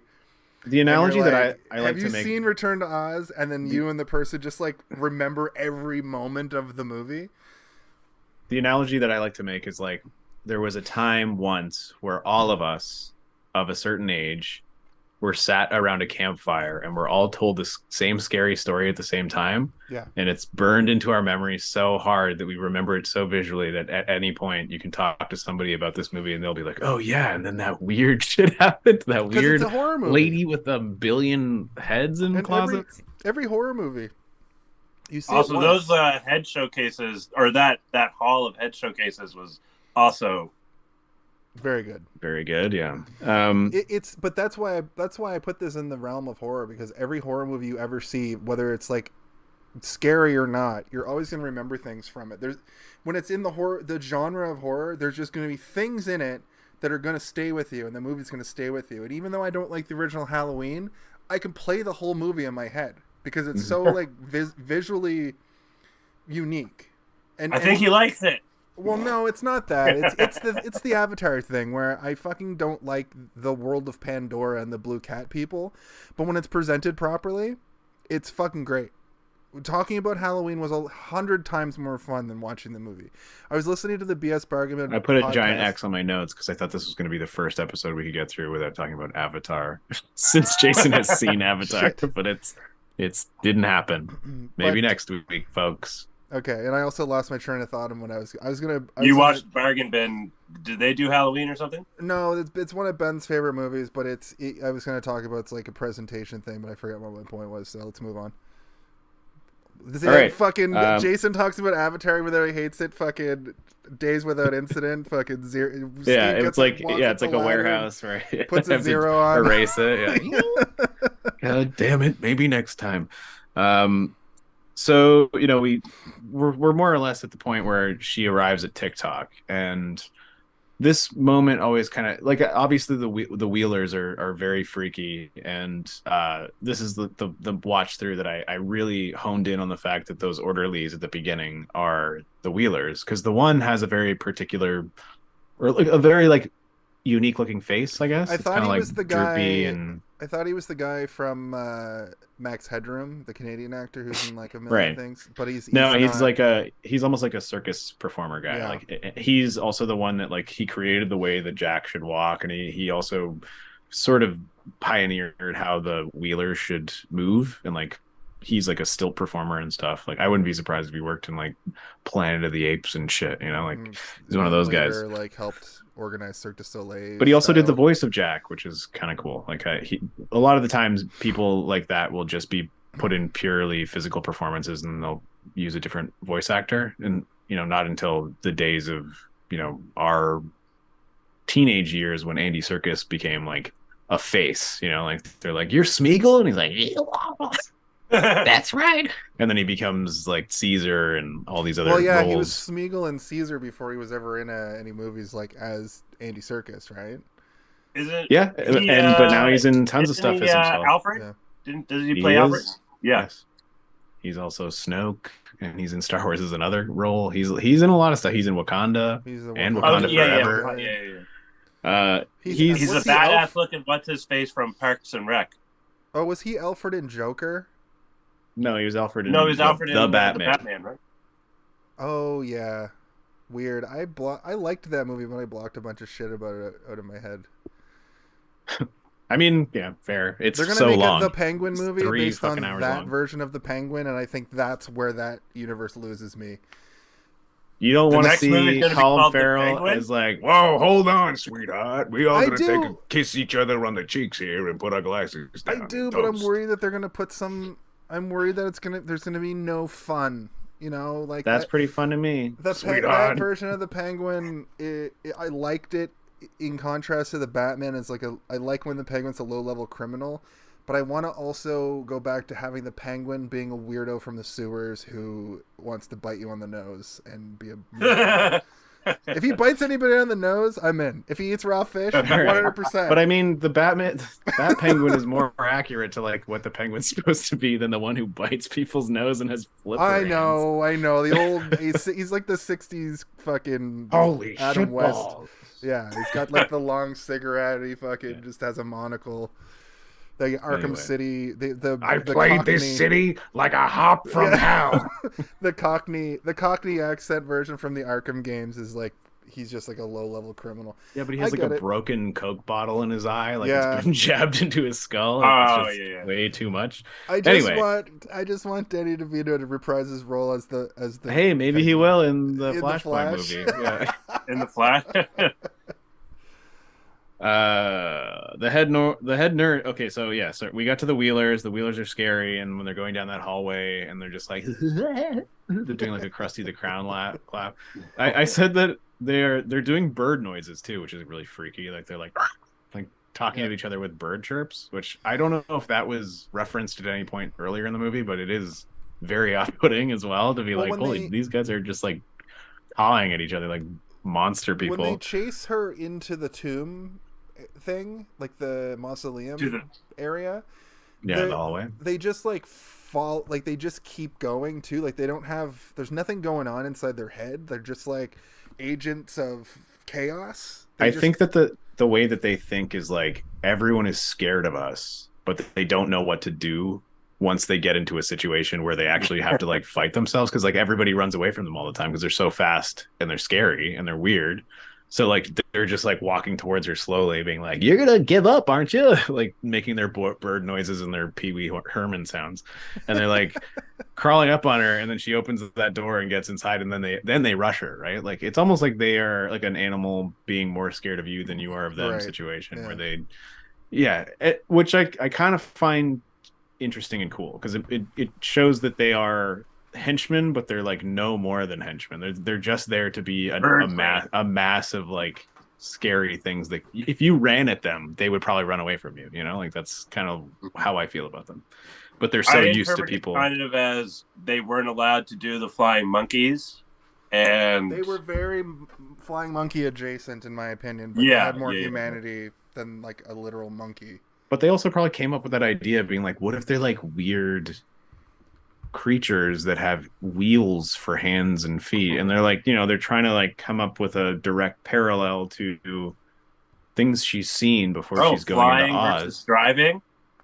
No, like the orderlies are literally wheeling her through the hallways. Yeah, like, yeah. They're wheelers. They're wheeling her, and then they have wheels for hands and feet, and like that's kind of interesting and cool to me. Oh, kind of like the wheel bed is like the yeah. Okay. I see what you're saying. Like the wheelers are the manifestation of the wheelie, the dolly, or whatever. Yeah, and because when she's being pushed, the only face she can see is that guy's face, the main wheeler. That's like it's him. He's the same actor, right? Yeah, and like they show his face multiple times, and I think this is my first watch through that it clicked in my brain, being like, wait a minute, that guy's the guy later who's like being interrogated by TikTok, being like, whoa. You know, and he's like holding him by the scruff of his collar, and he's like, I'll beat the shit out of you. Tell me what I need to know. I am TikTok. I saw a cool image of the actor, or like they had the TikTok opened, and the actor is like, huddled inside of it. He's a ball. Yeah, that looks so like I can't imagine how much that would suck. Like being inside, like it would just be people yelling through like those air holes, being like, "All right, Samson, we gotta go down this hallway. Just hold my hand." With what? Yo, but he got up those steps pretty good. Or was it down the steps or up the steps? No, up the steps. His hands and feet are in the feet, right, in the legs. Yeah. So he's using his hands and feet to walk. But you can tell when he's moving, it's just like, it's so painful looking to know that there's a guy in there walking like that. But then the only thing that saves it is like the music that they play, like, it's like, you know, it matches his gait as he's walking. It's so funny too that they have like counterparts to, like, Jack is very similar to a scarecrow. Obviously the military guy is very similar to Tin Man. And then an animal who's like doesn't have much to say, kind of like, even though Cowardly Lion's a huge part of most of the plot of the first one. But Gump is, I don't know. Gump's kind of the odd man out on this one, I think. He's not. I always thought Gump was more like the lion, and the chicken was like Toto, but could talk, kind of thing. That's what I meant to say. What did I? No, yeah. You got it. Oh, okay. I thought you said Gump. You said Gump was the odd man out. No, I mean he's supposed to be the Cowardly Lion, obviously, but but their parallel is that they're both talking animals, and that's about it. Yeah, but I mean, they all have completely different personalities from one another. Yeah, right? That's true. So, like, I have a question about the lion. Do you guys know if in the original book the lion, like, so in the first movie when she gets back, it's like, and her uncles or whatever, like, you were there, like one of them looks like the lion or whatever, right? Whereas in this one, it's an actual animal, and I was wondering if in the original book, was the uncle looking like the lion in that, or was that just added for the first movie? From the book, you mean? Yeah. I don't know. But that's a good point. I didn't understand the question. So, like, in the book, is the Cowardly Lion just like a lion, or did they make it so in the movie he looks like? In the movie, all three of her companions are the three farmhands. Right. But is that taken from the book, or is that produced for the movie? Because what Kaylin's asking is, in this movie, the Cowardly Lion looked straight up just like a literal lion. Like and the scarecrow looked like a rubber-faced, horrifying monster, and the Tin Man looked like a bunch of buckets stacked on top of each other. Like, they don't look like people. Well, and that's what I'm saying, though. So was that fabricated? Oh no! In the books, they so the actual illustrations in the books look far more similar to this movie. No, than- I don't mean what they look like though. I just mean in the first movie, she says you were there because like they looked like them, right? So was that Yeah, in the just books they don't created look for like the it. movie, and I in the assume that- original books that she never saw her family represented in the characters. It was Yeah. probably more personality than it was them literally being played by actors. Okay, gotcha. Oh yeah, that's what Kayla was asking. That's a good question. Yeah, in the so like yeah, in the movie, obviously they have the luxury of just casting the actor to play those Yeah. roles, right? Whereas in the books, it's just drawings and it's your imagination, and then it's up to your imagination to do that. But in Right. terms of the story, I don't recall if But that's the- just like a movie the thing re- or a book thing, because I haven't read the book since I was a child. Is more but- so that like when she wakes up in the book, throughout the book, is it implied that these characters look like these farmhands? that Yeah, she I ends know. up- I think I answered the question. Yeah. Okay. I I thought that you were still having a little bit of no, I understand the issue question. with- okay. I understand the question. I'm a confusing person. I'm sorry. I got it immediately. According to Cage. Google, I got it. Deep Roy played the Tin Man. Which In I don't this? get, because Deep Roy is a tiny little man. Yeah. So what does that even mean? Maybe But he's just in the body of the Tin Man. Did Deep But Roy he's a play tiny TikTok? man. Yeah, no, but that's what I'm saying. He's just You in know the what it's- body. you know He's what not it in prob- the legs or anything. So Deep Roy is also a puppeteer. So what it probably was is that Oh, he yeah. was probably had like sticks and was like, Oh, used, okay. like, from behind or something from lower than the camera could get, because he's a little guy. I wonder if Deep Roy Um, was in the background as like a cameo bit as one of the Munchkins at the end. I'm like, why didn't they put Deep Roy in TikTok Yeah. instead of having a man like? Maybe his legs Um, wouldn't fit, like to each yeah. side. Like that was an exaggerated, like. Yeah, Yeah. no, they wanted him to be like a perfect It was sphere, like right? when Homer gets off the tiny horse or whatever. I think that's from The Yeah. Simpsons. Or Homer's Goddamn legs are like rickets. that. Yeah. One thing before she goes into Oz, the nurse, she is desperately trying to save those children. Or like I was looking out for it in this movie. She only yells Dorothy.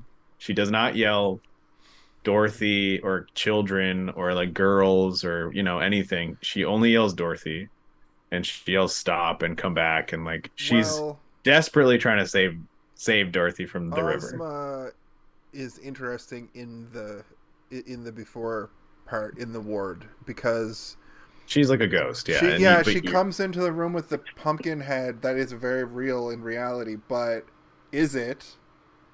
Yeah. Also, she Dorothy turns her head and turns back and she's gone. Like there isn't enough time for her to open and close the door.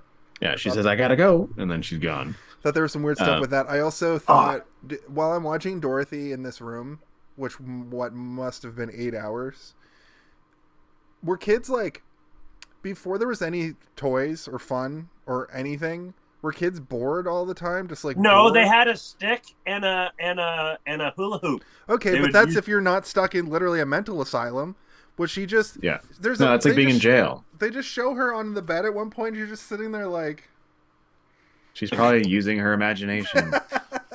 I think about before I had a phone, and when I was a kid, I'd be on the toilet, for example, and I didn't have a phone to be I would read TikTok videos. I would read the shampoo bottle. I would look at the tile or the wallpaper, and I would use my imagination to see things in the wallpaper, like shapes created in people's faces and people in poses, and that's what I would do. I would sit there and just stare at the little pattern, the repeating patterns, and make shit in my brain. So I think that maybe I'm a little bit more similar to Dorothy, where if I'm in that room, I'm looking at the imperfections in the spackling and the mortar that's holding the wall together. Well, And Steve, I'll tell you right now imagination. that I was a kid who was given. I'm like one of those kids that's given an iPad too early now. Except the difference was it was just TV raised me. It was just you shut up. oh, go, you had a TV in the bathroom? shut up. Go sit. No, we had magazines in the bathroom. We had one of those baskets Okay. of magazines. Well, But- I don't know how to read to this day, so I wouldn't have been. Oh, able to. jeez. What a reveal. What are those glasses for? I don't even Yeah. know if I'm reading my own notes. I know. Yeah. He's wearing glasses and he's reading his own notes. I can't even figure it out. What does this say? Do you know what any of this says? It says, watch us on TikTok over and over again, repeating. That's a really educated, good guess. Okay. Fair enough. Mm-hmm. Fair enough.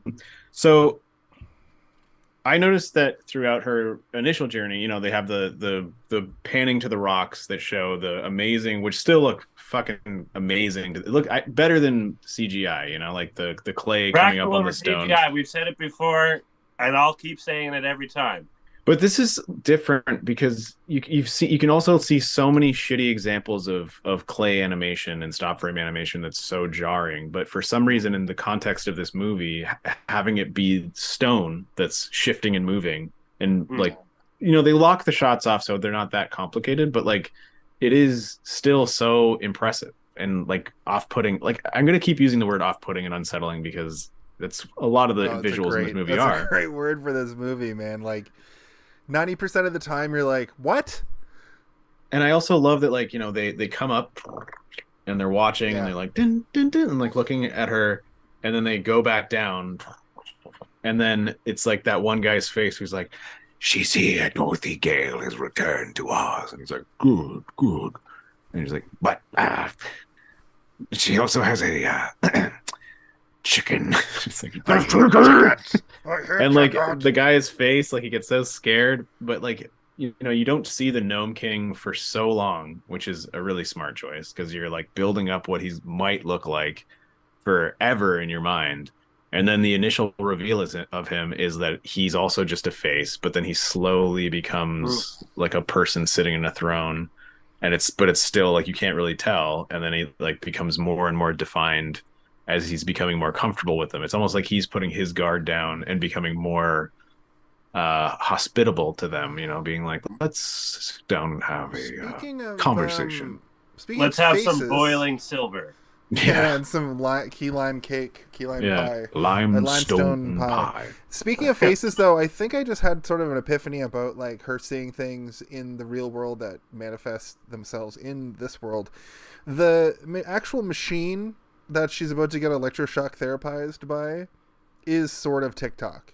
Sort of has the same look. Oh yeah, the electro machine. Yeah. And I think as a kid, I just had this moment where I was like, I knew that already, but didn't pick it up this time until we started talking about it. But I think as a kid, I put that together.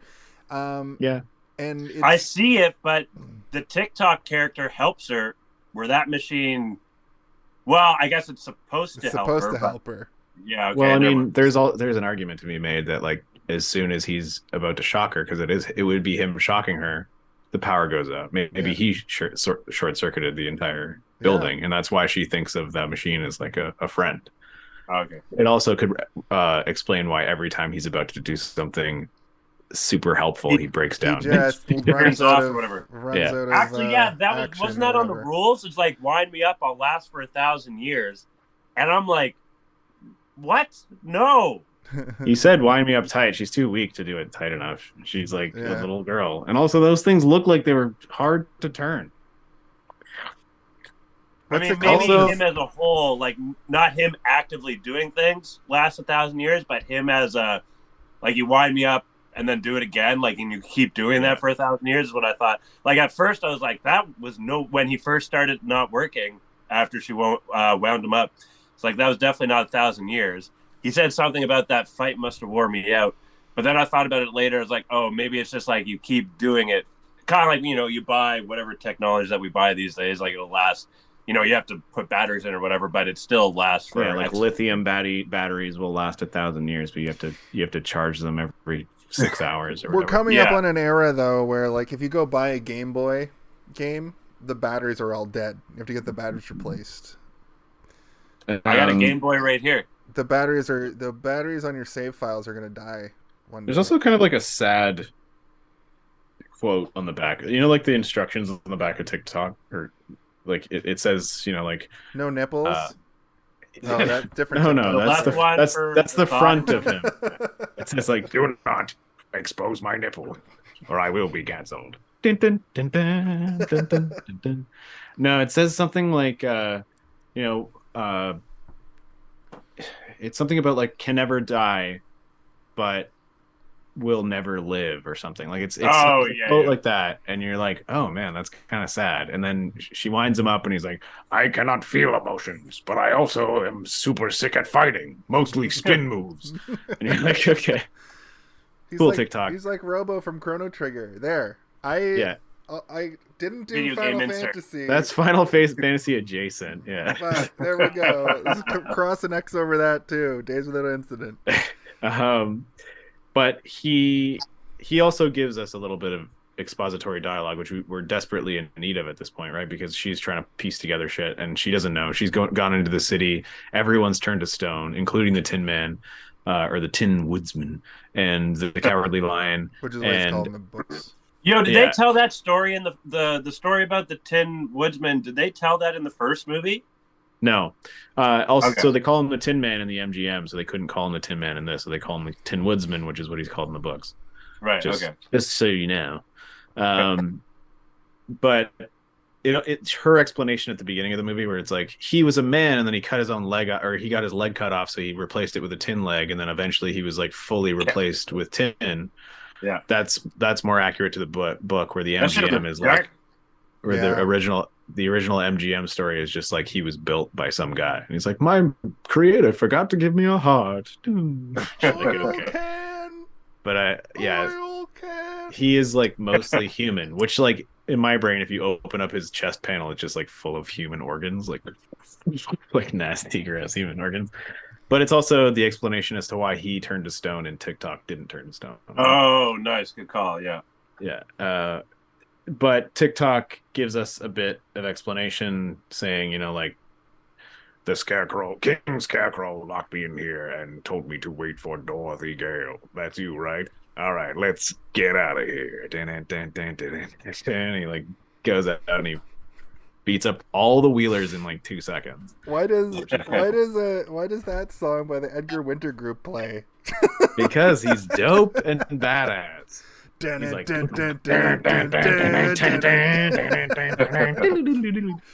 Jason, what kind of hat is that? This is a margin screen printing. Let's get a little. This is a little ad read right now and right here. Margin screen printing is my dad's t-shirt printing business. He prints. Can you make some? Hey, t-shirts. did you see this one? T-shirts and hoodies. Yeah, absolutely. Come look for those in quarter 2, 2023. Quarter 3, 2023. I'll tell you what that is. It's from this. We're talking about Yeah. Dun, dun, dun. Okay, so anyway, we finally get some expository dialogue, which is that the whole city started turning to stone. He's not sure why, but he thinks it has something to do with the Gnome King. They go out. He fights all the Wheelers at once. He beats the shit out of all of them and snags the main one by the collar and starts to interrogate him. And this guy reveals, like, oh, the Gnome King did it, but Princess Mombi doesn't is in charge of this city now or whatever. And so they're like, take us then, Princess Mombi. And he says no, and then eventually they convince him. I also wanted to mention that the headless statue is also very unsettling and freaked me the fuck out as a kid, because they explain like they've all been turned to stone, and then before you see them, they explain that, and then they go into the square, and they're all missing their heads, and like to me that's horrifying. Where I'm like, what happened to their heads? And like their heads aren't around. She freezes them in stone, and either before or after this process, she takes their head and then But puts no, them. I think she did the stone first, and then put the cut it off, and then put the powder on it. Yeah, Probably, yeah, that would make sense.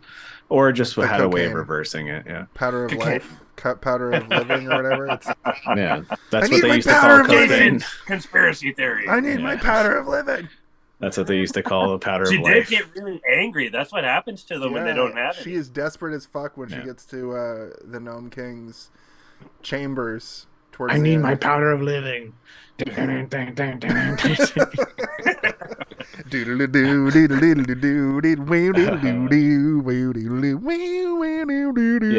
I mean, that's what they called cocaine in 1985. That you would Powder listen to of the life. Edgar Winter Group, The powder. and Yeah, it would oh my snow god. because it's winter, and then it'd be like, "Dan, I do want to, for a minute, talk about how the design of the lion and the Tin Man. It's the first time you're really seeing any of the old classic characters, right? And like I said before, the poster that Kalen has behind him, it's sort of advertised to you as a kid because this movie came out years before I was born. And I think the reason I probably wanted to rent it in the first place was to see a Tin Man that looked like that and a lion that looked like that on an adventure, but I never got to. And but also they look a cool. whole generation after the original, like almost 50 years. Oh, more than 50 years. No, it was 49. I think it was like 47 years or something. That's crazy. A whole generation, though. I know, but I watched. So before I saw this movie, I watched the original like 1,000 times. Like I had it on VHS, so like I knew that I loved it and I wanted to see it. But the point that I'm trying to make is that the designs are really cool and they are pulled from after reading the books as a kid and like doing a little bit of research today, I'm like, these are like almost exact designs from the original illustrations. Like they just, instead of trying to emulate the original MGM stuff, they're like, let's just make it look like the book. And they did. I like that design of the Tin Man better than the weird painted man yeah. who had to be hospitalized because the paint was poisoning. The same paint that they use. It's that same paint that they use for Goldfinger, the lady. I thought you were going to say submarines. Yeah, it's like house paint basically. It's like he almost died. Yeah. So the point that I wanted to make was that you start to get to know these other characters. TikTok is introduced here, and then Jack shortly afterwards. And as a kid, you're like longing for the Tin Man and the Lion and the Scarecrow a little bit. Like I want the characters that I know. But then you start to be charmed by TikTok and charmed by Jack. And then when Gump shows up, you're like, I don't even fucking care anymore about Tin Man and the Cowardly Lion. These characters are awesome. We're almost going into an era of that in the MCU now where we're going to be seeing callbacks in a similar way where it's not directly that character, especially with the multiverse. That's why this feels like a multiversal kind of experience. Sure, yeah. Because we see them, we get them almost immediately. She gets there, she gets to the mausoleum place, boom, we see Tin Man and Cowardly Lion, and guess what? They're statues. And they were like mid-action, like they were partying. Yeah. Well, the Tin Man is about to ask somebody a question. Yeah. And the lion is, I guess, just sitting there, but that's the other thing is like the consistency of everybody being turned to stone is very off. Like some people are in action poses and some others people are like reading. one lady just reading a book. A bunch of those women are dancing in a circle holding hands. You're like, some people were alarmed and some were not. Maybe they were turned to stone at different points in the Gnome King taking over. Oh, that's a good point. You know what I mean? A bunch of people were turned, and then the Tin Man was running around like hacking wheelers to death. Like, I thought he was just chopping wood. Oh no, man! In the original books, the Tin Man was scary. Oh my god! There's a scene in, I'm not sure which book it is, but he fights a pack of wolves, and like the description of it is that he hacks them like one by one, and then after they're dead, he hacks them into tiny pieces, like just to make sure they don't come back. It's crazy. The Tin Man he was the coolest character in my childhood reading, and like also the story is like Dorothy leaves, and then when she comes back, all of her friends that she left behind, they've all been sort of like displaced, but they all are the leaders of different sections of Oz. Like they're all like different sort of like barons and kings and stuff, and like they've all got their own dominion. It's pretty cool. It's like D&D stuff, like they didn't just like stay stagnant being like, oh, we've just been waiting for you to come back, Dorothy. It's like, no, I'm the king of the woods now, and I hack wolves to death when they attack my people. Well, as one does, as you should do. As one does. The other thing I wanted to mention was that I did mention it briefly at the beginning. The guy who directed this movie, he was primarily an editor, but he also was a sound editor for a really long time. And I don't know if you guys noticed, but the sound editing in this movie is on the money, man. Like some of the sound effects are so cool. Every time TikTok blinks, it sounds almost like like sheep shears or something, and it's like threatening, but also like you feel protected by it. And it also feels like he's thinking hard. I don't know. Do you guys did have a favorite notice- sound effect? I did, but now that you mention it, yes, I can't remember what it was, but I will say to that the level of detail in a lot of places that didn't require detail were prevalent in this movie, and that was one of the things that the sound design was definitely great and had depth to it. I mean, I can keep going through my notes, but if you guys have anything you want to add, just let me know. I like when the wheeler got turned to sand. Yeah, that was a pretty good one. I just like my favorite effect in the whole movie was the fucking just the stone moving around on the wall in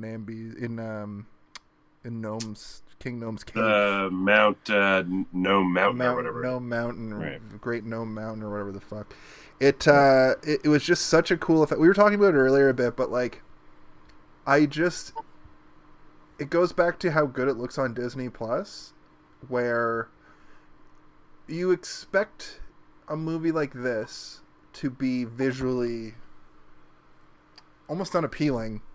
Like Krull, like a whatever or something. Krull a lot of the time it's just like ugh. There were cool scenes. There were the scenes where he's like climbing, like he's walking between two mountains, and it's clearly they somehow got a drone shot in the 80s. Somehow. At that point, it was a helicopter. Yeah, they just had to get far enough away that it wasn't like blowing the guy off the mountain. Shit everywhere. Yeah. But like this, I couldn't believe how good these practical effects looked, and it's really a bummer that this movie wasn't heralded for its stop motion effects. Well, the director was fired in the middle of the movie because he was getting too stressed out and he was faltering and he wasn't believing in himself. And so the studio was like, "Well, you're fired then."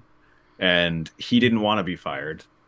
And the studio, like, this is how the story goes. A couple of hours later, he's like in his trailer, like losing his mind. And then George Lucas calls the studio and is like, "All right, I'll be there in a couple hours. I'll be there. I'll be there tomorrow." And then they get another call, and it's Steven Spielberg. And then they get another call, and it's Francis Ford Coppola. And they're all being like, "You can't fire this guy," because he worked on all their movies, right? And eventually, George Lucas is like, "If you have to let him have another chance, and if you don't let him have another chance, I'm going to pull all the resources that I put into this movie. And if you do give him another chance and he fails, I will step in and I will direct the rest of the movie, and you can put my name on it as a George Lucas directed movie." There's some alternate paths this movie could have taken. It could have been none of these people come to bat for this guy. It is a total failure and a flop, and is worse than this movie is. This movie's fine. Like, for all intents and purposes, as a kid's horror movie, it's great. You know what I mean? Like, it does the job. Boom. The director did a great job. There's a version of this movie that's directed by George Lucas, and it's an absolute banger. It's a Disney movie that gets put back in the vault every 10 years or whatever they used to do in the 90s. You know, it's here for one Christmas only, and then it goes back into the Disney vault. And then there's a version of it where somehow Steven Spielberg just takes over, and it's an Oscar winner.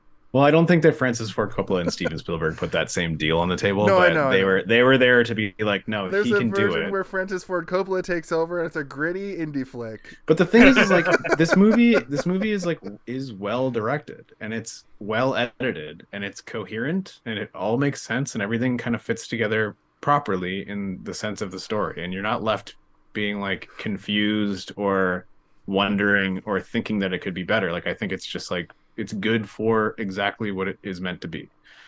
Somebody going on an adventure, and it has the spirit of the original movie. You know, she meets characters as she goes, and she's got different conflicts as she goes, and only the spirit is because the other one died and it's a ghost. And meets a literal like final boss king who has a bunch of stipulations, instead of it being like, "Don't look behind the curtain." It's like, well, that whole it isn't that. Well, I mean, that's sort of the lesson behind the original Wizard of Oz, right? Is that like sometimes things can seem scary and complicated, but really it's just behind its something. sheet. It's just like an uncomplicated pathetic thing behind a curtain that's so frightening. But this one was Jigsaw and the Saw movies. Yeah, I think I've said it enough already. No, this movie is about maintaining your imagination and not letting everybody fucking destroy it. Let's move on to the other ornaments. Other people, maybe not like Oz people, but like it's heavily implied, I think, that the people, like when a vase got smashed in that room, it was a person getting smashed to smithereens. Like all those people at the end that are in the throne room or whatever, those are all ornaments. Yeah. Oh, yeah, okay. I don't know if that's true, but all the green ones maybe. Like imagine she went around and figured out the green clue and then like just kept pulling up like weird random character, like one of those crab trees from the first one, being like, "Get away from my apples." It's the same as the Beauty and the Beast implication, where you know everything in that castle was people, and Beast goes into a room and smashes it like a whole room up, and it's like he just killed half of some people. Yeah. His castle. Like people, and when everybody comes back to life, there's just like a massacred room. Yeah, there's just corpses. Like, fucking night. There's a red wedding room. Yeah. For who could ever love a beast? Ding, ding, ding, and it goes up to the attic, and there's just blood everywhere, like limbs. We don't go into that room anymore. Yeah, that's why can't we go into the West Wing? It's forbidden. We need a shovel to clean it. Smells bad. Yeah. Smells like pestilence. Okay, let's move on to Mombi. They get to Mombi's tower, and they let go the Wheeler guy. The Wheelers don't really. They come back one more shot later when they're escaping from the tower, and they all fall into the desert and turn into sand, which is also a really cool effect where it's like they almost immediately are like, and then it shows that one guy's face and it just like cracks, and you're like, oh, it looked awesome. Yeah, that was awesome. That freaked me out as a kid because I was like, he's dead. Why? He's dead now, right? He turned to sand? And my mom was like, no, he's just sleeping. Yeah. Mombi's dress is wild. Yeah. Also, the mirror room is wild, which is the same room. I think like later in the movie, you realize that she's sort of annexed the palace, the main palace of Oz, right? Like because they all fill into that same room, the mirror room, and but now she just has it like a throne in the center of it in her bed. She's turned it into like a studio apartment basically, where it's like all one open concept. She's like, I got my heads over there, my bed over there, and my throne room here, and that's all I fucking need, bro. I like the way they like artistically got around the fact of not seeing the camera in the mirror by doing like an up and over shot. I didn't even think about that. How hard it would be to shoot in that room so that you don't see the mirrors or the camera crew in every mirror.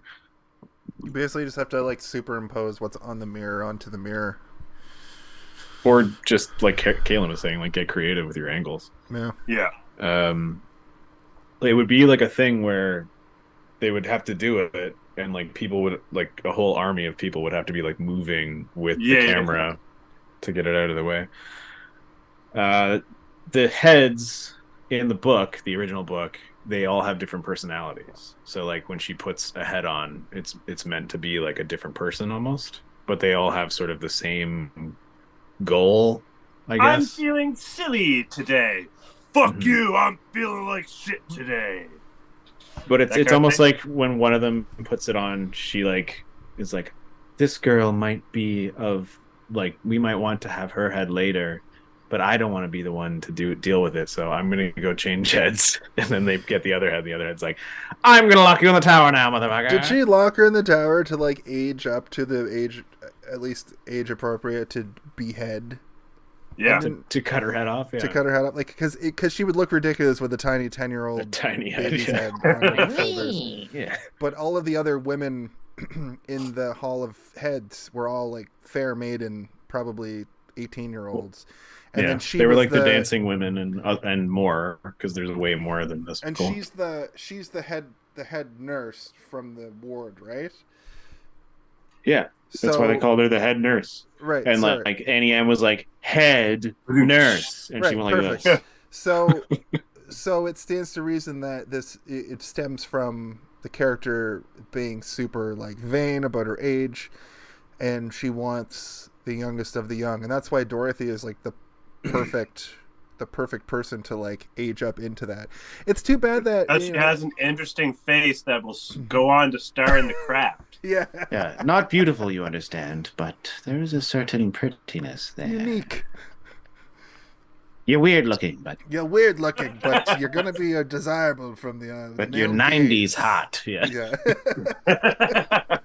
And we're hitting the 90s extremely hard over here. I think that whole thing, like, kind of, I know that it was created for the books and everything, so it's not like new, but it felt sort of like Guillermo del Toro storybook style stuff. Absolutely. Like where it's like, this is what Del Toro does with his kids' stories now, where it's like, I'm gonna make them sufficiently dark enough, which is why I like take my hat off to him like every time I think about it when he makes something that's meant to be for kids, because he's like, I know how to push it to darkness that is the 1985 level of darkness without it being too much. Pan's Labyrinth is absolutely a family movie with horror visuals at times. That is not a kid's movie.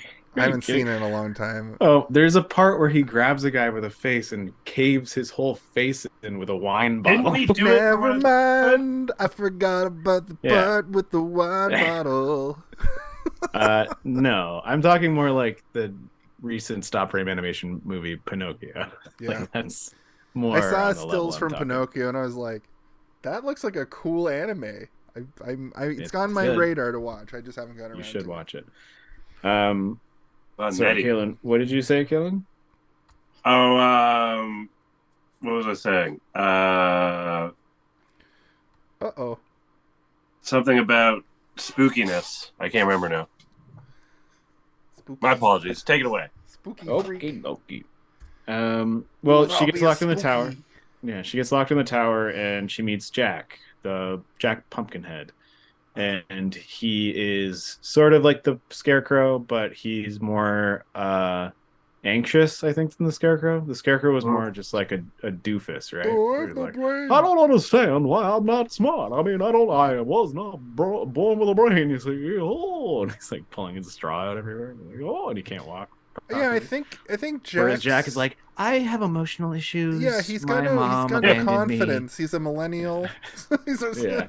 He's an elder millennial out of time somehow. He's anxious. Do you mind if I call you He's mom? he's 'Cause neurotic. I don't even know who my mom is. I don't. You kind of look like who my mom was, I think, but I don't really remember who my mom was. I just know that I called somebody mom who was young, who made me, and to put me somewhere. Yeah. So in the books, the magnificent land of Oz is the main character is named Tip, and he's a boy. Tit. And Tip with a P. I know that is something that when I was looking, they made comic books about Yes. Tip, and he's with the Tin Man. Yeah. So he goes through his own sort of adventures in Oz, but at the end of the movie, he comes to the realization that he is not Tip. He's actually Ozma, who's been transformed into a boy to save him from Mom Bee. And and then he comes to the realization that like he's actually Ozma, and he's like, I don't want to turn back into Ozma. I want to stay as Tip, because if I turn into Ozma, then people won't see me the same way anymore. And there's like this whole moment in the book where like he becomes Ozma, and everybody is just like, no, we'll still like you even if you're Ozma. And he's like, I'm still Tip though. And they're like, yeah, we still think you're Tip, but you're also Ozma now. That's fine. And it's kind of like a weird sort of like 100-year ago like transgender story, which is kind of cool and interesting. And I think they did a bit of a take on it in the Marvel comics that came out in like the late 90s and early 2000s. This might be a controversial I'll thing be to right back. say, Keep going. but like 100 years ago, did people know what it meant to be? Would it meant to be trans? Well, would people know inside their selves that it would be possible to be a different gender than they were born as? Yeah, so through 100 years ago, was that concept even like... So through many different cultures, not just Western culture as we know it, but through all cultures across the world, that has been a thing that has existed since the beginning of time. Like, right. It's not a new, yeah, it's no, not a new okay, concept. that's a good point. That's a good point because of like in the like Roman times, gender was basically non-existent. Everybody was just But also in certain Asian cultures and South Asian cultures, and like there are like genderless terms that have existed for thousands of years because people have been like I. Smaller scale though, 100 years in Western culture. There were probably some very small underground movements of. I don't know enough about it to talk about it, but I do know that it existed. It just wasn't called the same stuff that we call it now. Do you know what I mean though? Like how there's kind of there would be a disconnect between 100 years ago and 1,000 years ago, where culturally like it just existed. Yes. And 100 years ago, it was very much like religious oppression of any idea that you had that goes against any sort of the norm. Like, the transgender politics are very fascinating to me because it all seems very new, but it all seems very like would have existed the way that gay people have existed forever and knew that they were gay, and it has existed forever. It's just the terminology is different now, right. And it's changing, and it like in terms of like give me an example of a group of people. It's like you can find it for sure, and it did exist, and some of it is probably not as accessible as it should be, but it definitely has always existed. It's not a new concept. It's just the language that we use now is different. Anyway, it's interesting. It's a very fascinating. It's very fascinating stuff to me. I'm trying to get as much education on it as possible because it doesn't seem that ridiculous to. Well, maybe we should just get somebody on the show one day to talk about this stuff instead of me having to talk about it. Because I'm like, I know enough to tell you guys, but I'm like, I don't know enough if I'm saying all the right things. We need one of each. I had a good little chuckle at how scared the gnomes were of chickens. Yeah, because that shit makes poison sense. into your body. So that's something that I wanted to bring up that I noticed at the very beginning. He's like, "I hate chickens," and then at the end, a chicken shits an egg. He doesn't just say, "I hate chickens." He says, "Chicken." He's like terrified of the fact that there's a chicken there. It's not that far-fetched. Now that we've talked about it, now that I think about it, because even when that happened, when the egg, I've seen the movie a bunch of times. When the egg falls in the mouth, I've always been like. Is that because at the beginning he's like, I hate chickens? Because he knows, obviously. Because when he's like, eggs kill gnomes. Eggs are poison to gnomes. Yeah. And it seems like today when I was watching, I was like, that's weird. When you think about it, behind that? There's no lore behind it. I looked it up, and gnomes aren't even really a thing. They're they're not even spelled the same way that you would spell it in not like other fantasy. They got rid of the G. Why not put in the G to help teach kids how to spell gnome? These are because they're not gnomes. They're a different monsters. Kind of gnome. Yeah. Gnomes are smaller than dwarves. They're small elves, and they've usually got like a. You put them on your lawn. You can put them on their lawn. They either have the tall hats, or they got like a small close. Though in the original story, they were not stone creatures. Oh, they were literally gnomes? They were like gnomes. Yeah. So this was just like artistic license. Yeah. And thank goodness they did it because it looks fucking sick. And imagine how dumb it would be if like it was like, I know, we gotta find your chicken. Well, in the books are the gnomes and the munchkins like at a 100-year war. That's another thing. The munchkins are created by MGM. Oh, so the munchkins are the gnomes from the books. Then, in that case, probably. Yeah, there are no munchkins in this. There are no munchkins in the Sam Raimi movie. There are munchkins in this. Well, I mean, there are little people that show up at the end, but they're not like, "Welcome to Munchkin Land." Lollipop Guild. That is why are they? Oh, yeah. Ableist of you, Jason, to just assume that they're munchkins. What's wrong? They're in Oz, Steve. Come on. They have to be called munchkins. If they were in a place that was not called Oz, then I'm being ableist. But no, you're right. They definitely threw a couple little people in there. There were three to make it seem like they had munchkins. 3 little people. There were 3. But yeah, no, munchkins are like a bunch of things that MGM owns. Even the makeup of the Wicked Witch of the West, the specific green that they painted her is like it's so iconic. Oh yeah, copywritten. Yeah, it's such an iconic look. Like I mean that icon and iconography. Also, TikTok is Admiral Akbar from Star Wars. Like his voice. It's a trap. You're saying was that a Steve Theory corner? No, if you look on IMDb, TikTok has 3 credits. Oh, like 3 different people play him. One of them is the guy who got stuffed his whole neck into his dick to play it, and then one of them is the voice, and the other one I guess is like operating the arms. I don't know, but I assume it's the voice. If it's not the voice, they sound similar. It's true. Come on, it's a trap, and the voice of I'm the trap now. The voice of TikTok was very unique. He was like an admiral, but also a robot. In the way that he's the entire army of Oz in one man. The way they did the robot voice wasn't just like I am a robot, but it also kind of was. Which it was, but it wasn't. Yeah, I loved listening to. He's also so smart. He's like the smartest character in the old fucking person. movie. His move at the end of the movie made me be like if I was a DM running a game and like someone did that, I'd be like, Dungeon Master, you're folks. so fucking smart. Like that's such a good idea. If you're a robot and you go into a room and you use up 2 guesses and you have 1 left, why not pretend to be like, Mwah. And then when Dorothy comes in, for when Jack goes in with Belina in his head, what I thought was going to happen was he would turn to stone, but Belina would see everything and not be stone, and then tell her what he touched, so that she could good. Right. But you get turned into an ornament. He got turned into a vase. So, into an ornament. I mean, yes. Imagine he got turned into an ornament, and then she got crushed and her head fell off.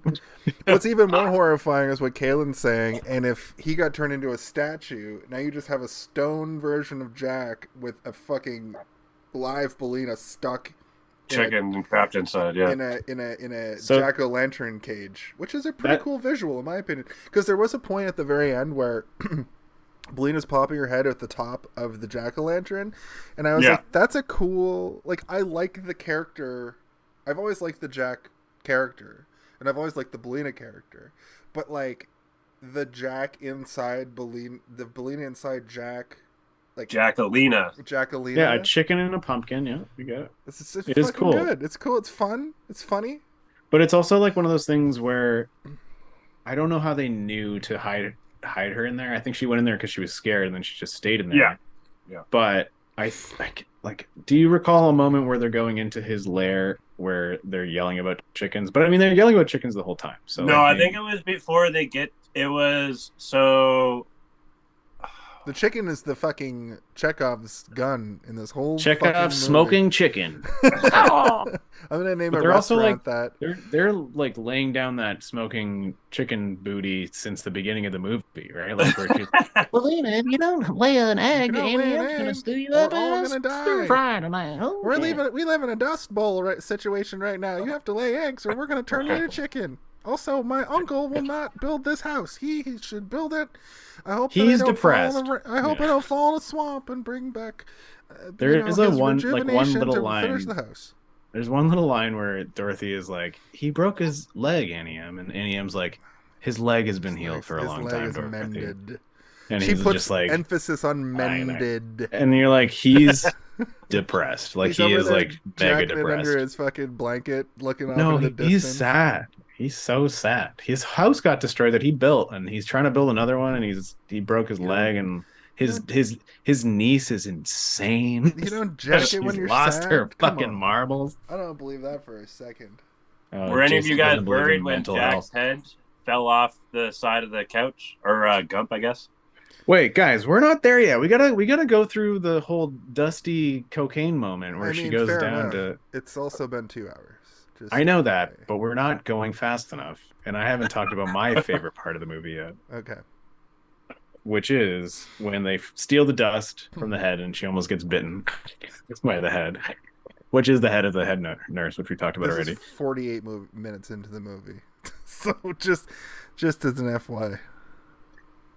Okay, my favorite part is when she sprinkles it on the couch that they've pushed together and tied all of this bullshit onto with the Gump head, and she says, "Weog, Tiog, Piog," and then he goes, "Piog." Like he wakes up like, "Piog."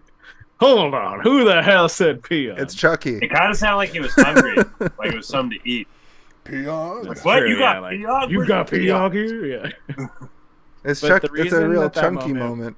Like, I laughed out loud, and the reason that I thought it was so funny is because usually in moments like that in a movie, she's reading it incorrectly, right? If you were to read it properly, it wouldn't work, and then she would have to read it correctly, and then it would work. But like, you're expecting it not to work, and it works on the first try, and it's funny.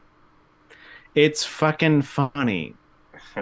Funnier still because it's a very deep voice of a man going, "Piog, hold on, Piog, who's got Piog?"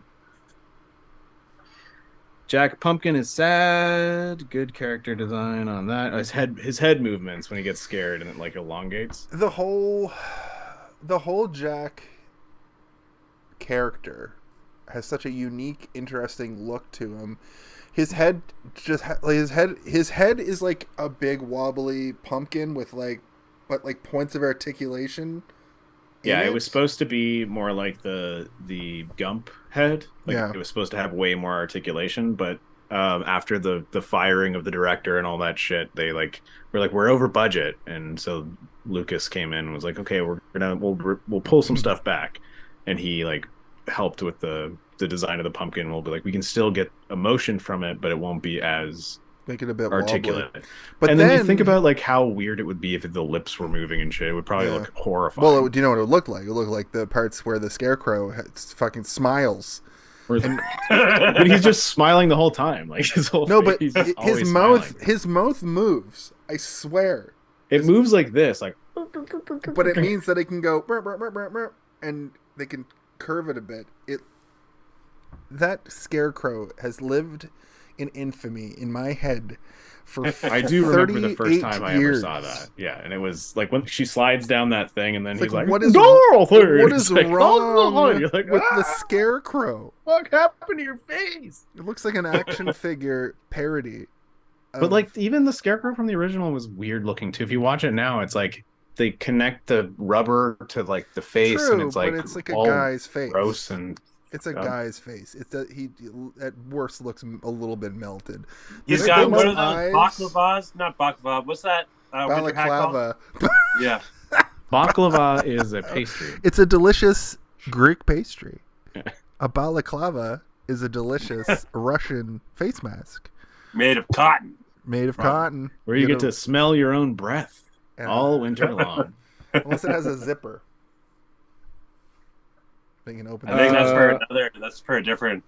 Anyway, he yells "Piog," and then they run out of the room while headless lady is putting her head on, and she then starts to do a scary voice for the rest of the movie, which is pretty cool. Oh, wait!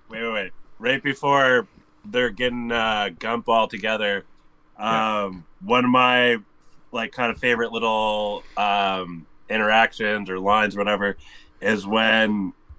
So she comes back to them, TikTok and Gump and TikTok, Jack and Belina making Gump, and TikTok's wisdom has run out and he's just talking gibberish.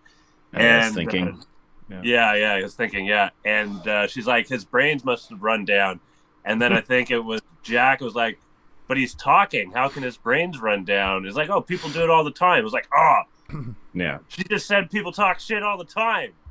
And it's true. Yeah, that's also a line from the original movie, which is Dorothy meets the Scarecrow, and he's like, "Oh, I haven't got a brain." She's like, "Well, how do you have a brain and be able to talk?" And he's like, "Well, I've met plenty of people who talk a lot of stuff, and they don't seem to have brains either. It happens all the time." So just basically what they're saying is there are so many idiots who just, Tucker Carlson, for example. That guy has no brain. Right? He's basically a scarecrow. It's true. He's the ultimate scarecrow. Tucker Carlson is the worst newscaster. I'm using finger quotations extremely hard. I'm blasting my fingers right now. He's the worst. But he's the reason why Fox News has to have a disclaimer that they're entertainment because it's all fucking satire. It's all like a reverse satire that's just like confused people into thinking it's real, but they've built a political platform off of it. It's not great. It's not great. But he's literally the scarecrow. He's a little bit Jack, but Jack is like a neurotic comedian from the 80s. Larry David? Yeah, a little. No, Larry David is way too more F-bomb like a Jason. Yeah. Like he's willing to drop the F-bomb at any moment. Who, what's that guy that banged his daughter? Oh, Woody Allen. Woody Allen. He's a little bit more Woody Allen. Jesus Christ. I'll say it, okay? Who's that guy who banged his daughter? We're keeping people canceled here on this podcast. J.K. Rowling, you can get out. Get out of here. I will play that game if it's free, though. I'm going to pirate it from the internet. I'm going to steal it. So, can you mod PS5s? No, it's on PC. Let's move on. Tracks. That was the shortest, like, off tracks and tracks I think we've ever done. Caught it quick. Oh, that would be another good clip. Is like tracks, and we could be like have a train noise play. Sorry. It would have to be more of a sound effect, but yeah. Chugga chugga chugga chugga chugga chugga chugga chugga. So, Kaylin, you were saying when his head falls off, that was one of those moments where I'm like unnecessary. But then everyone falls. I got worried it was gonna fall in the sand. Right. Well, I mean that's good because you had never seen it before, right? I've seen it 1 billion times, so I knew that nothing poor was gonna happen. So I guess that's good that if you felt worried, because you just met Jack, you never know, he could get turned into sand. But going right off of that into the next part is when they all land on the edge of the Gnome King's mountain.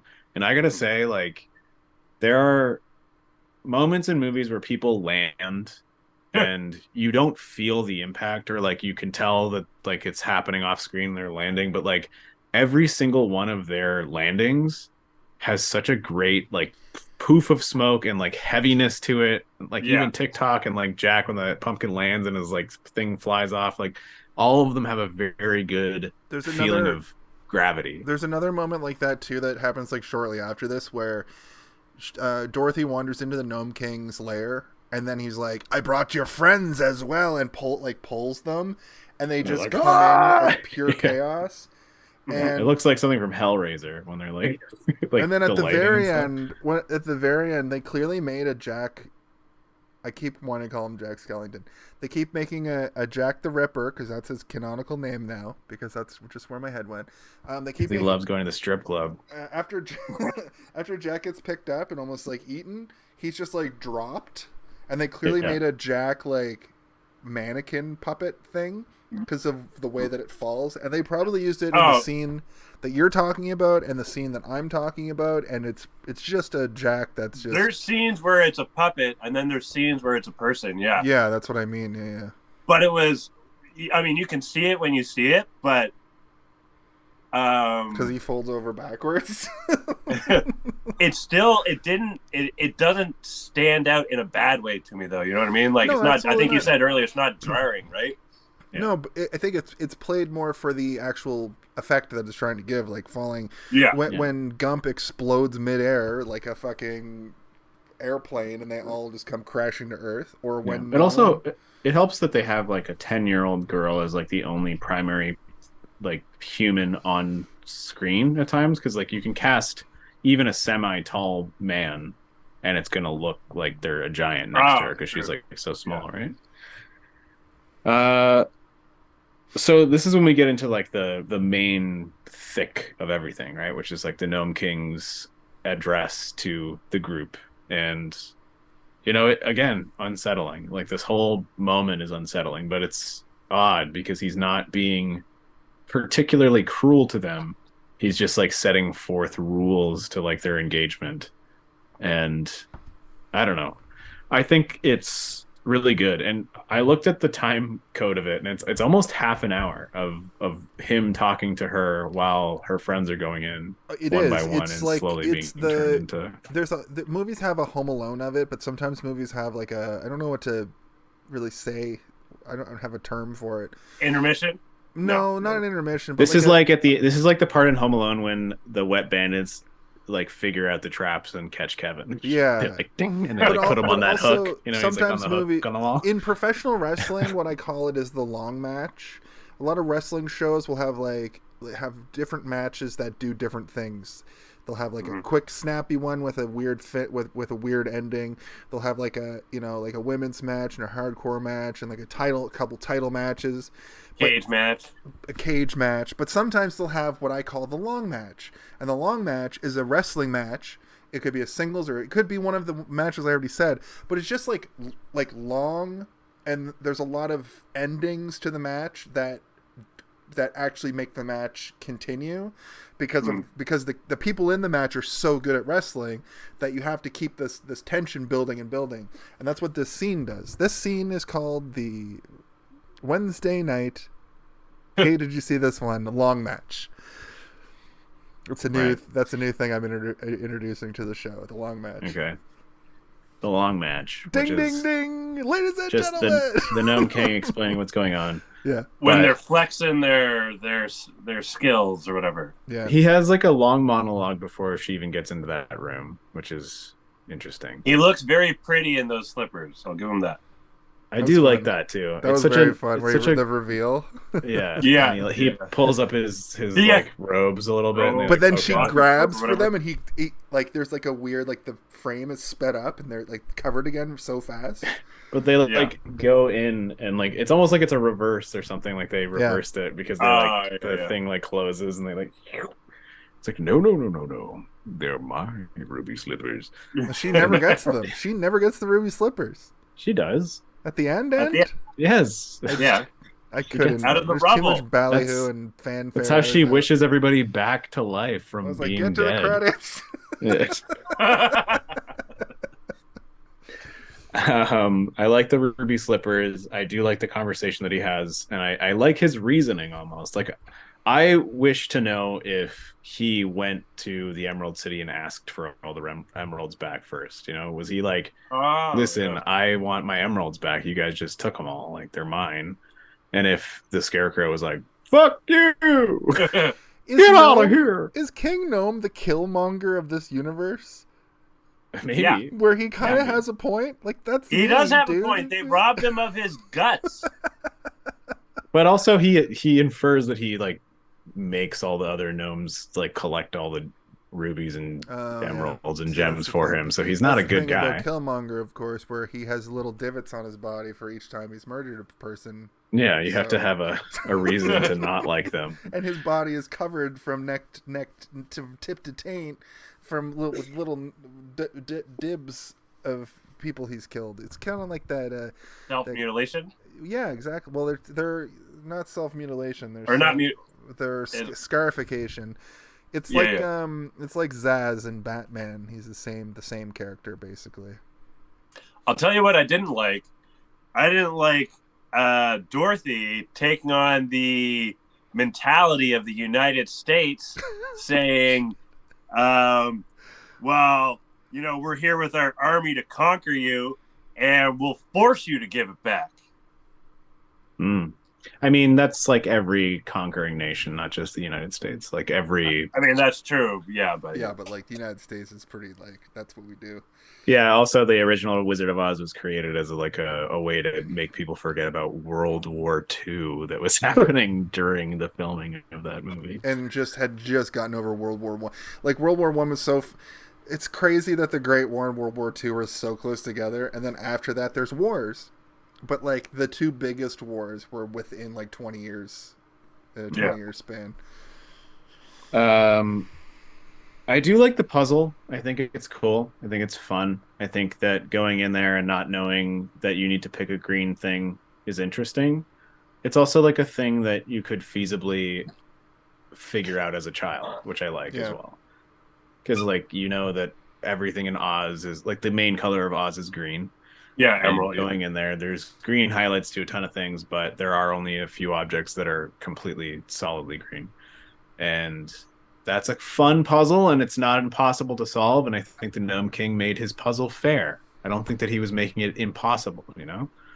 It's like the Indiana Jones, the goblet, or whatever, not the goblet, the Holy Grail, where it's like, choose from these cups of the cup of Jesus or whatever. And like Indiana Jones is the only one to be like, now that is the cup of a cobbler or whatever. Or not a cobbler, a carpenter. Carpenter. Yeah.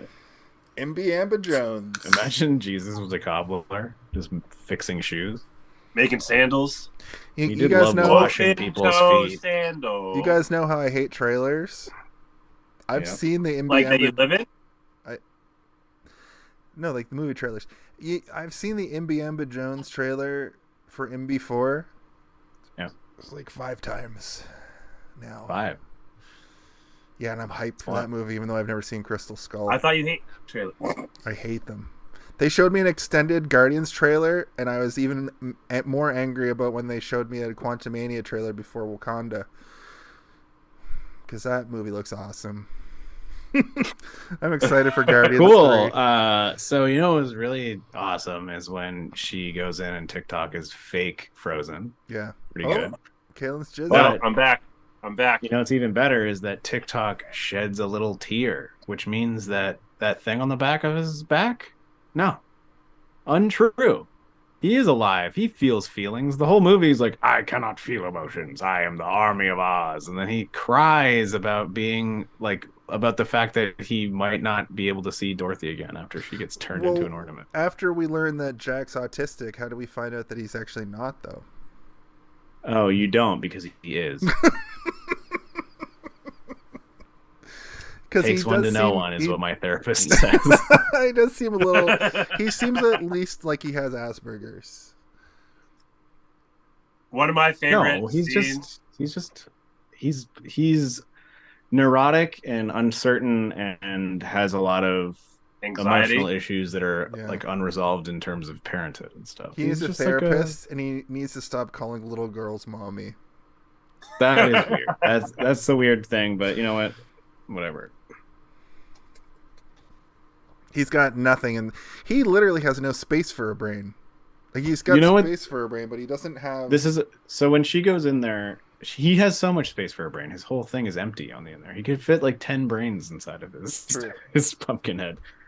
One of my favorite lines though is that when at this point she's in there choosing, and he's like, "I'm so happy that I'm going to be the king of empty void space or whatever after this," and then Mombi shows up, and she like, if you were to take this line out of context in any other way, it would be like she would seem insane, right? Like the craziest person ever, which is, she stole my ruby key, my powder of life, my valuable antiques, which she then turned into a flying sofa. And then the king is like, shut up. Bow. Kneel. Yeah, kneel. Lower. And she's like lying on the ground, and he's like, lower. That cracked me up. That got the biggest laugh out of me. You know who else laughed? Him. He thought it was funny as fuck too. The gnome. Yeah. I'm under notes. Just okay, I got one here. It says, if I could remove my head, I would probably sleep better. Jesus Christ. Thank you for that. 4 seconds. How about that Toto the dog point of view camera angle? Pretty good.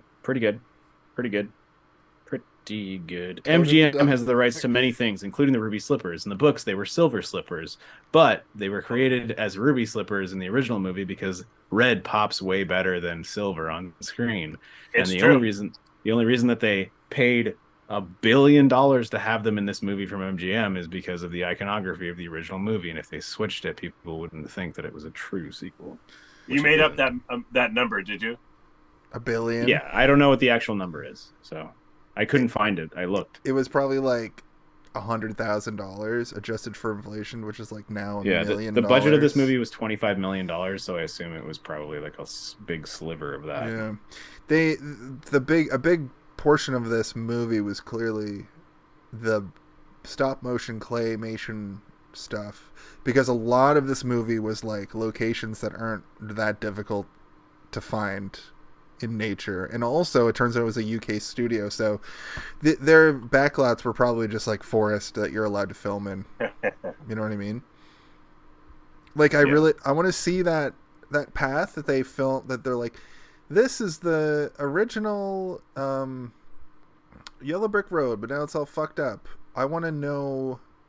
I want to see that in real life, but also it's so different than the magical. Was there an earthquake? Why was it so perfectly like? Well, you know what I mean? Or did some sort of like snake? Oh, a tremor. Was Could there like be. a It's probably a tremor following the Yellow Brick Road? Oh, almost like the rock people can move beneath the ground. That's a good point. I was thinking it was the rock people, to be honest. But I think it might be a situation where time moves differently in Oz, and it's been like 50 years in Oz. It's been 6 months on Earth. It's been like 50 years in Oz. Yeah. Or 20 years even could do that. But it's so drastic. That's why in Howl's Moving Castle, when she goes back again, they all have crazy airships and like. It's so drastically different. Oh, you guys should watch Howl's Moving Castle and just watch it as though it is it's like an official sequel to this, because it is pretty. You're like, wait a minute, this is just a Wizard of Oz sequel. Ike Heldon is still here. This person has been watching pretty much this whole episode, it seems like.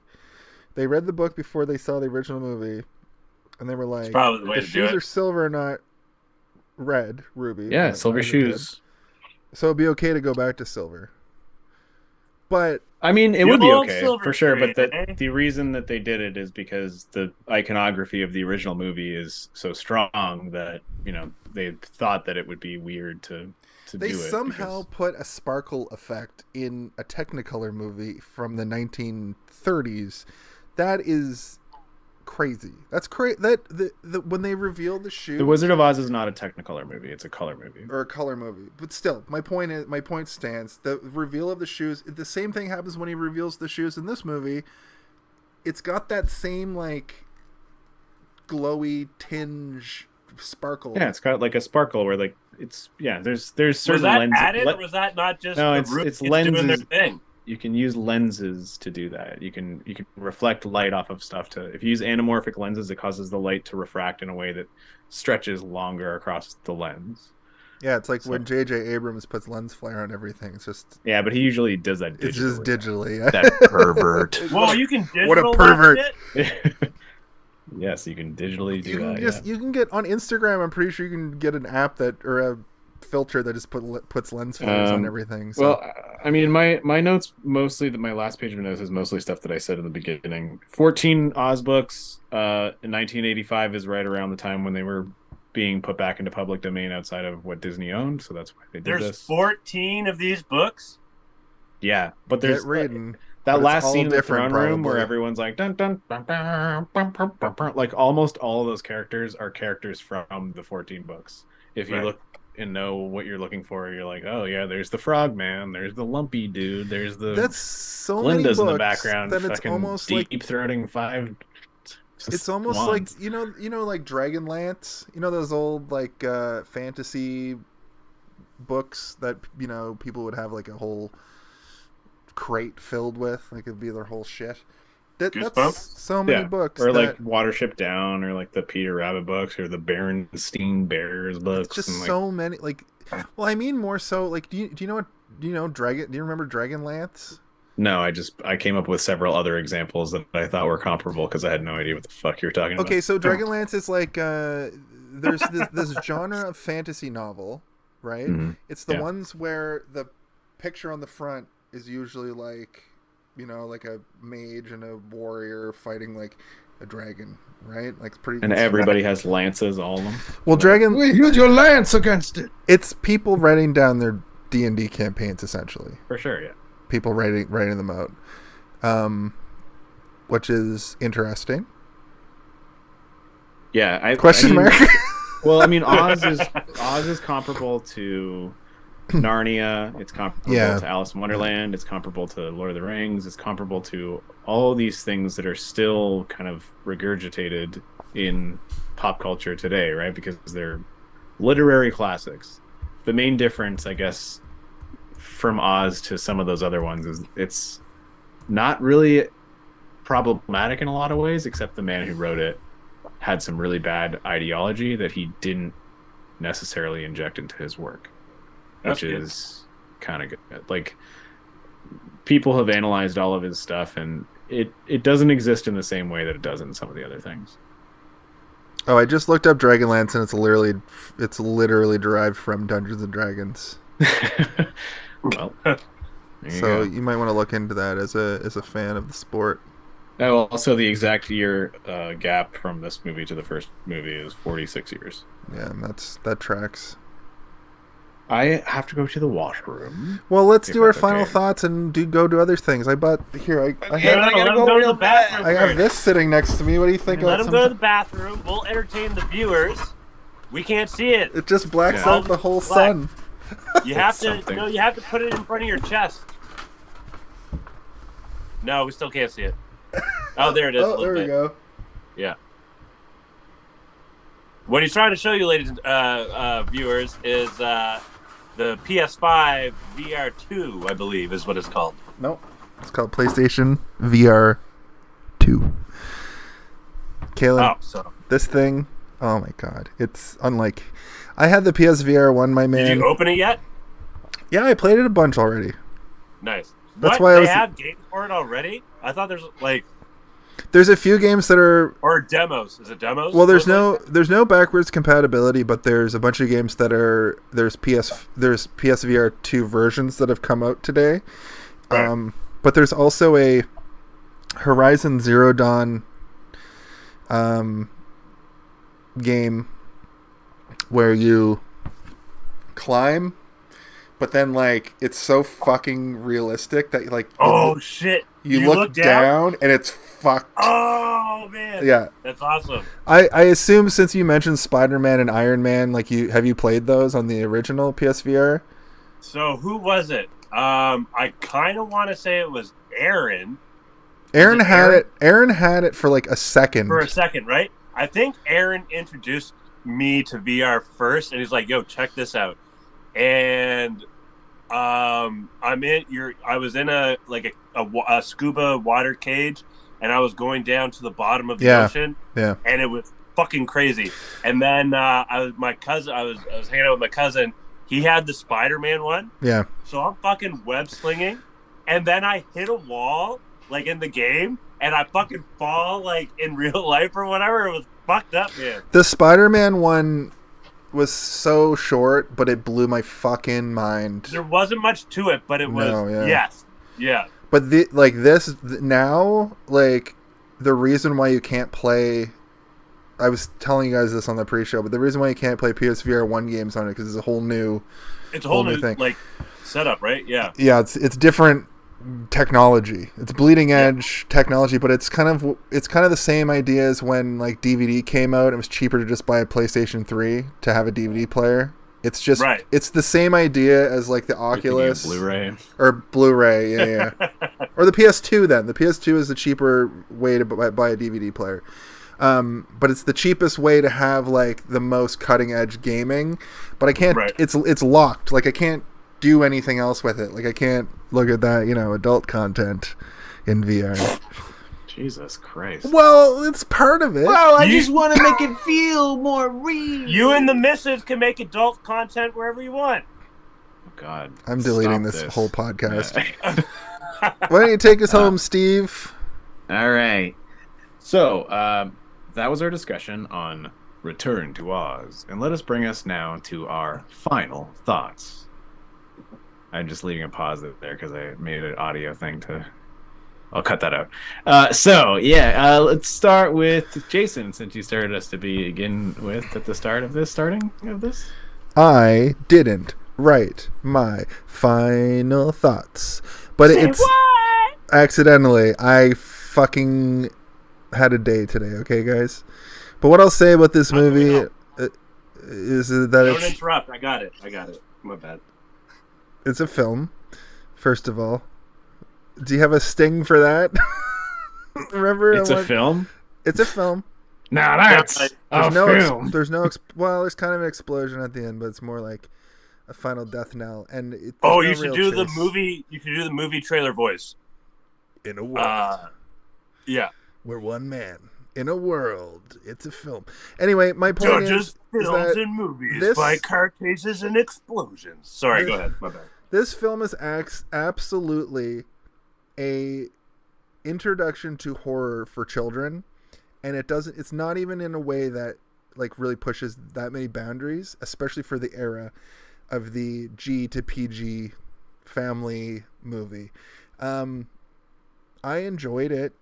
I always have a good time with it. It's got a lot of really interesting stuff that I think holds up, especially like the sound design, like we talked about, and that stop motion, like claymation hybrid that we see throughout the whole thing, that they clearly spent the lion's share of the, no pun intended, of the budget on, really holds up in a way that I wasn't expecting when I watched it a couple years ago, and then when I rewatched it today. I absolutely love this movie, but I do recognize that it has its issues. I find that these kinds of movies need to be a little bit snappier to keep my attention, and I think that Stargate had it pretty good, and I think Krull had it pretty good. But this, I don't know if it's because I've seen it so many times that I know it's going to happen, and I hadn't seen Krull, I hadn't seen Stargate. But this one, I find that there's moments, there's segments where I'm like, this could have been a little bit shorter, cut the runtime down a little bit, it's a little bit snappier. But that said, I still give it a 3.5 out of 5. I think that's a pretty good rating for a movie that probably a lot of critics gave a 1 to 2 out of 5 at the time. And if I was going to give it a nonsensical rating, I would give it a you fight your whole life to stay away from chickens, only to have one just shoot an egg down your throat after it's egg constipated for a year. And also, I agree with you, Steve. Bellina, one of the greatest comedians of all time. Our greatest living comedian. Doesn't look like they're going anywhere too fast. What a couple of stiffs, man. All right, Kalen, give it to us, boy. So I'm going to preface with saying that you guys took a lot of the words off the page of my final thoughts here. As is tradition. But makes me feel like, I must be thinking something right, I guess. But first, I'll start off with saying that had I seen this when it first, this came out right before I was born, but had I seen it in my earlier years, I would have loved it that much more. But I really, really, really enjoyed this movie. I think because it surprised me so much, it kind of cemented the fact that I enjoyed it as much as I did. Because, so what did I put here? We have, so we talked about the effects. I'll get into the part that stood out, but nothing, for the most part, nothing overly stood out. Everything was pretty smooth. Where's that? The pacing, the story was clear. Like I don't know what the right word is to use, but like there was no I was engaged the whole time, basically. You didn't have a lull.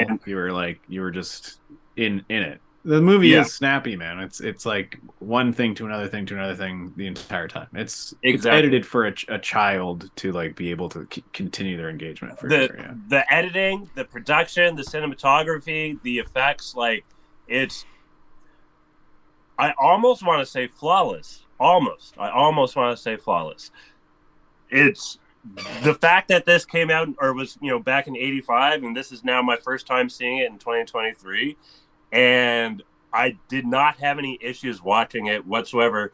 And also it being more child-oriented, but still had me engaged in it.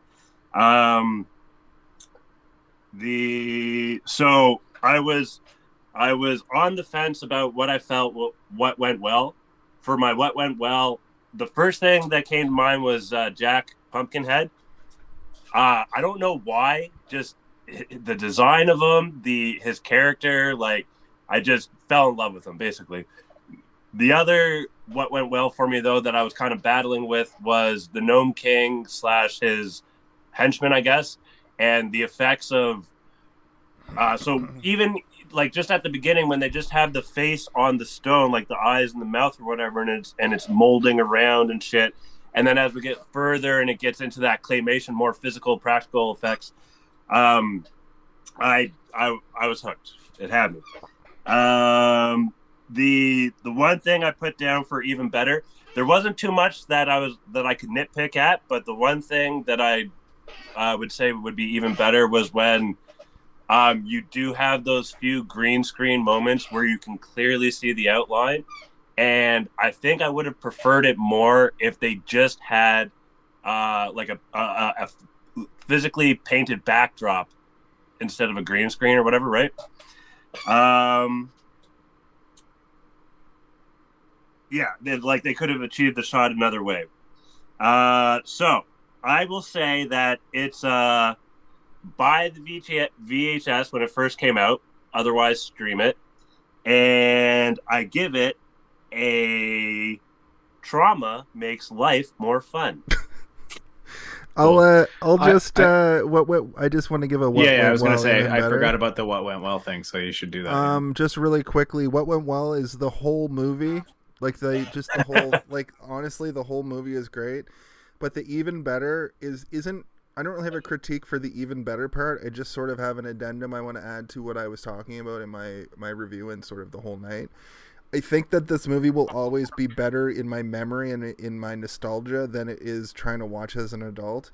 And I do agree with you guys. It is snappy, but for me personally, it's not snappy enough for me to like go back and like sit and watch all the time. Yeah, he needs several. Not Rubble in the Bronx snappy. He needs several Ant-Men shrinking and growing in the background. The time has passed for me for this movie. He needs it to be in hyper rate or whatever James Cameron's hyper rate. Even better, even better is put this in high frame rate and I'm back in. Sorry. Okay, Steve, go ahead. I'll do this right quick. MPAA 27642. Nice. Cool. Once we have the stings and I have them ready to go. I totally forgot about the what went well thing. We did just come up with it last week, I think, right? So, we'll make more concerted efforts to make them part of the show. Yeah. But for me, what went well was the entire movie, and what could have been better is we need to get Veruca Salt back to make another return to Oz as the But now she's 40, and it's now she's old, and she's the witch. Yeah. Let's make Veruca battle Dorothy. Yeah. But she is Dorothy. What do you mean? It's a battle of the Dorothys. No, she's like Judy Garland's been dead since like the 80s also. No, what they should do is they should make Howl's Moving Castle into a live action movie, and they should cast her as Dorothy again, and they should just do that. Anyway, could have been better. In terms of my review, this is what I had to say. This is a worthy follow-up to the original film and adaptation of the sequential books in its series. Return to Oz finds us once again following Dorothy Gale to the land of Oz, only this time we find it in ruin. An excellent metaphor for the broken mind of a girl thought crazy by her family and medical professionals. Even though this movie holds a special place in my heart, watching it again at this point in my life, I see even more than I did as a child the importance of what the movie is saying to the audience. Imagination is something that time will attempt to destroy, and the world will erode through its many difficult realities. But imagination is the greatest export of this movie. All the characters, though lifted from the pages of the Oz books, are brought to life in a satisfying way in both personality and visual execution, quickly having you feel less wanting for the characters from the original film. I like the ambiguous nature of Oz being either an escape from reality or a result of head trauma, or maybe it's completely a real place. Who knows? Even if the movie tells you that Oz is not real, it is real to Dorothy, and that is something that is most important in the film's greatest meaning. Imagination can be silly to some people, but absolutely real to the person dreaming it up, and holding on to these dreams and creating in creating new ones is absolutely something worth teaching to children. The movie did scare me as a kid, but not enough to scare me away because I kept going back over and over and over again. I give this movie a welcome shock to the brain, a window frame to the back of the skull, or potentially drowning to death because I'd gladly return to Oz at any point in time. Holy shit. Nice. I love this movie. It's such a good movie. Does anyone want to tell the viewers what we have in store for them next month? I don't know. Wait. I don't know. Are we opening the book? No, we'll surprise them. Are we going to open the book? The Grimoire. I think the Grimoire is coming back, baby. Is it the Grimoire? Oh, I thought a Grimoire was a fucking, I thought it was like a, no, never mind. You guys are right. I'm dumb. A grimoire is just a collection of information. What's an armoire? I keep thinking of armoire. You're thinking of what you have that right. What you were thinking of, because I saw your hand motion. Yeah. You were opening an armoire. A grimoire is you open there's a little clasp sometimes. You open the clasp.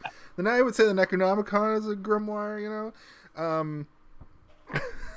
That's a grimoire is coming next month. So also, I think this might have been our longest episode. Just putting that out there. Absolutely, we hit because we started early and we got really into talking about this movie.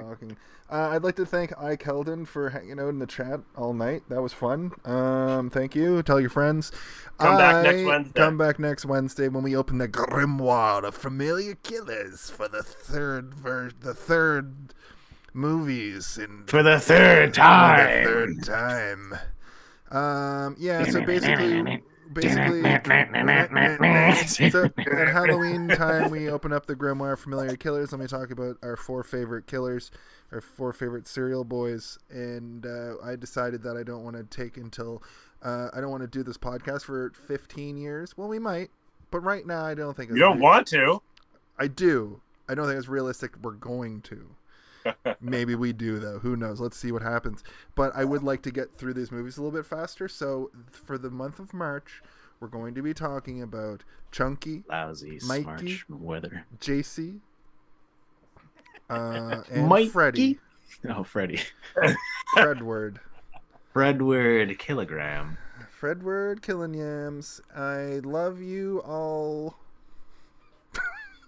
You're the host, Steve. Right. I'm not the host. What am I supposed to say again? Hey, did you guys have a question for me? Or did I have a question for you? It is longer than the movie for Jason and for Kale. Hey, I'm talking over here. I'm the host. Hey. Shut your mouth, both of you. Or I'll reverse the anti-bullying laws of today. Uh-oh. Hey, it's me, Steve, and for Steve and Jason and Kaylin, it's me, Steve. For Kaylin and Steve, I'm Jason. And for Jason and Steven, I'm Kellen. And I have a question for everybody out there and both of you.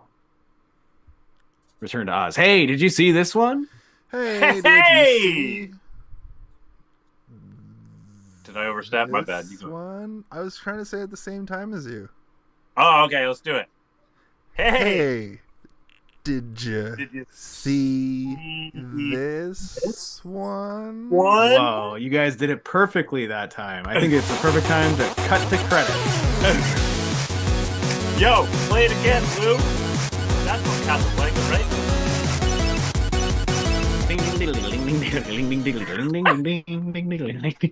No, that's from Iron Maiden.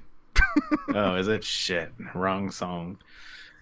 Seriously, though, you guys should watch Howl's Moving Castle. It is, in my opinion, an unofficial sequel to the Wizard of Oz trilogy.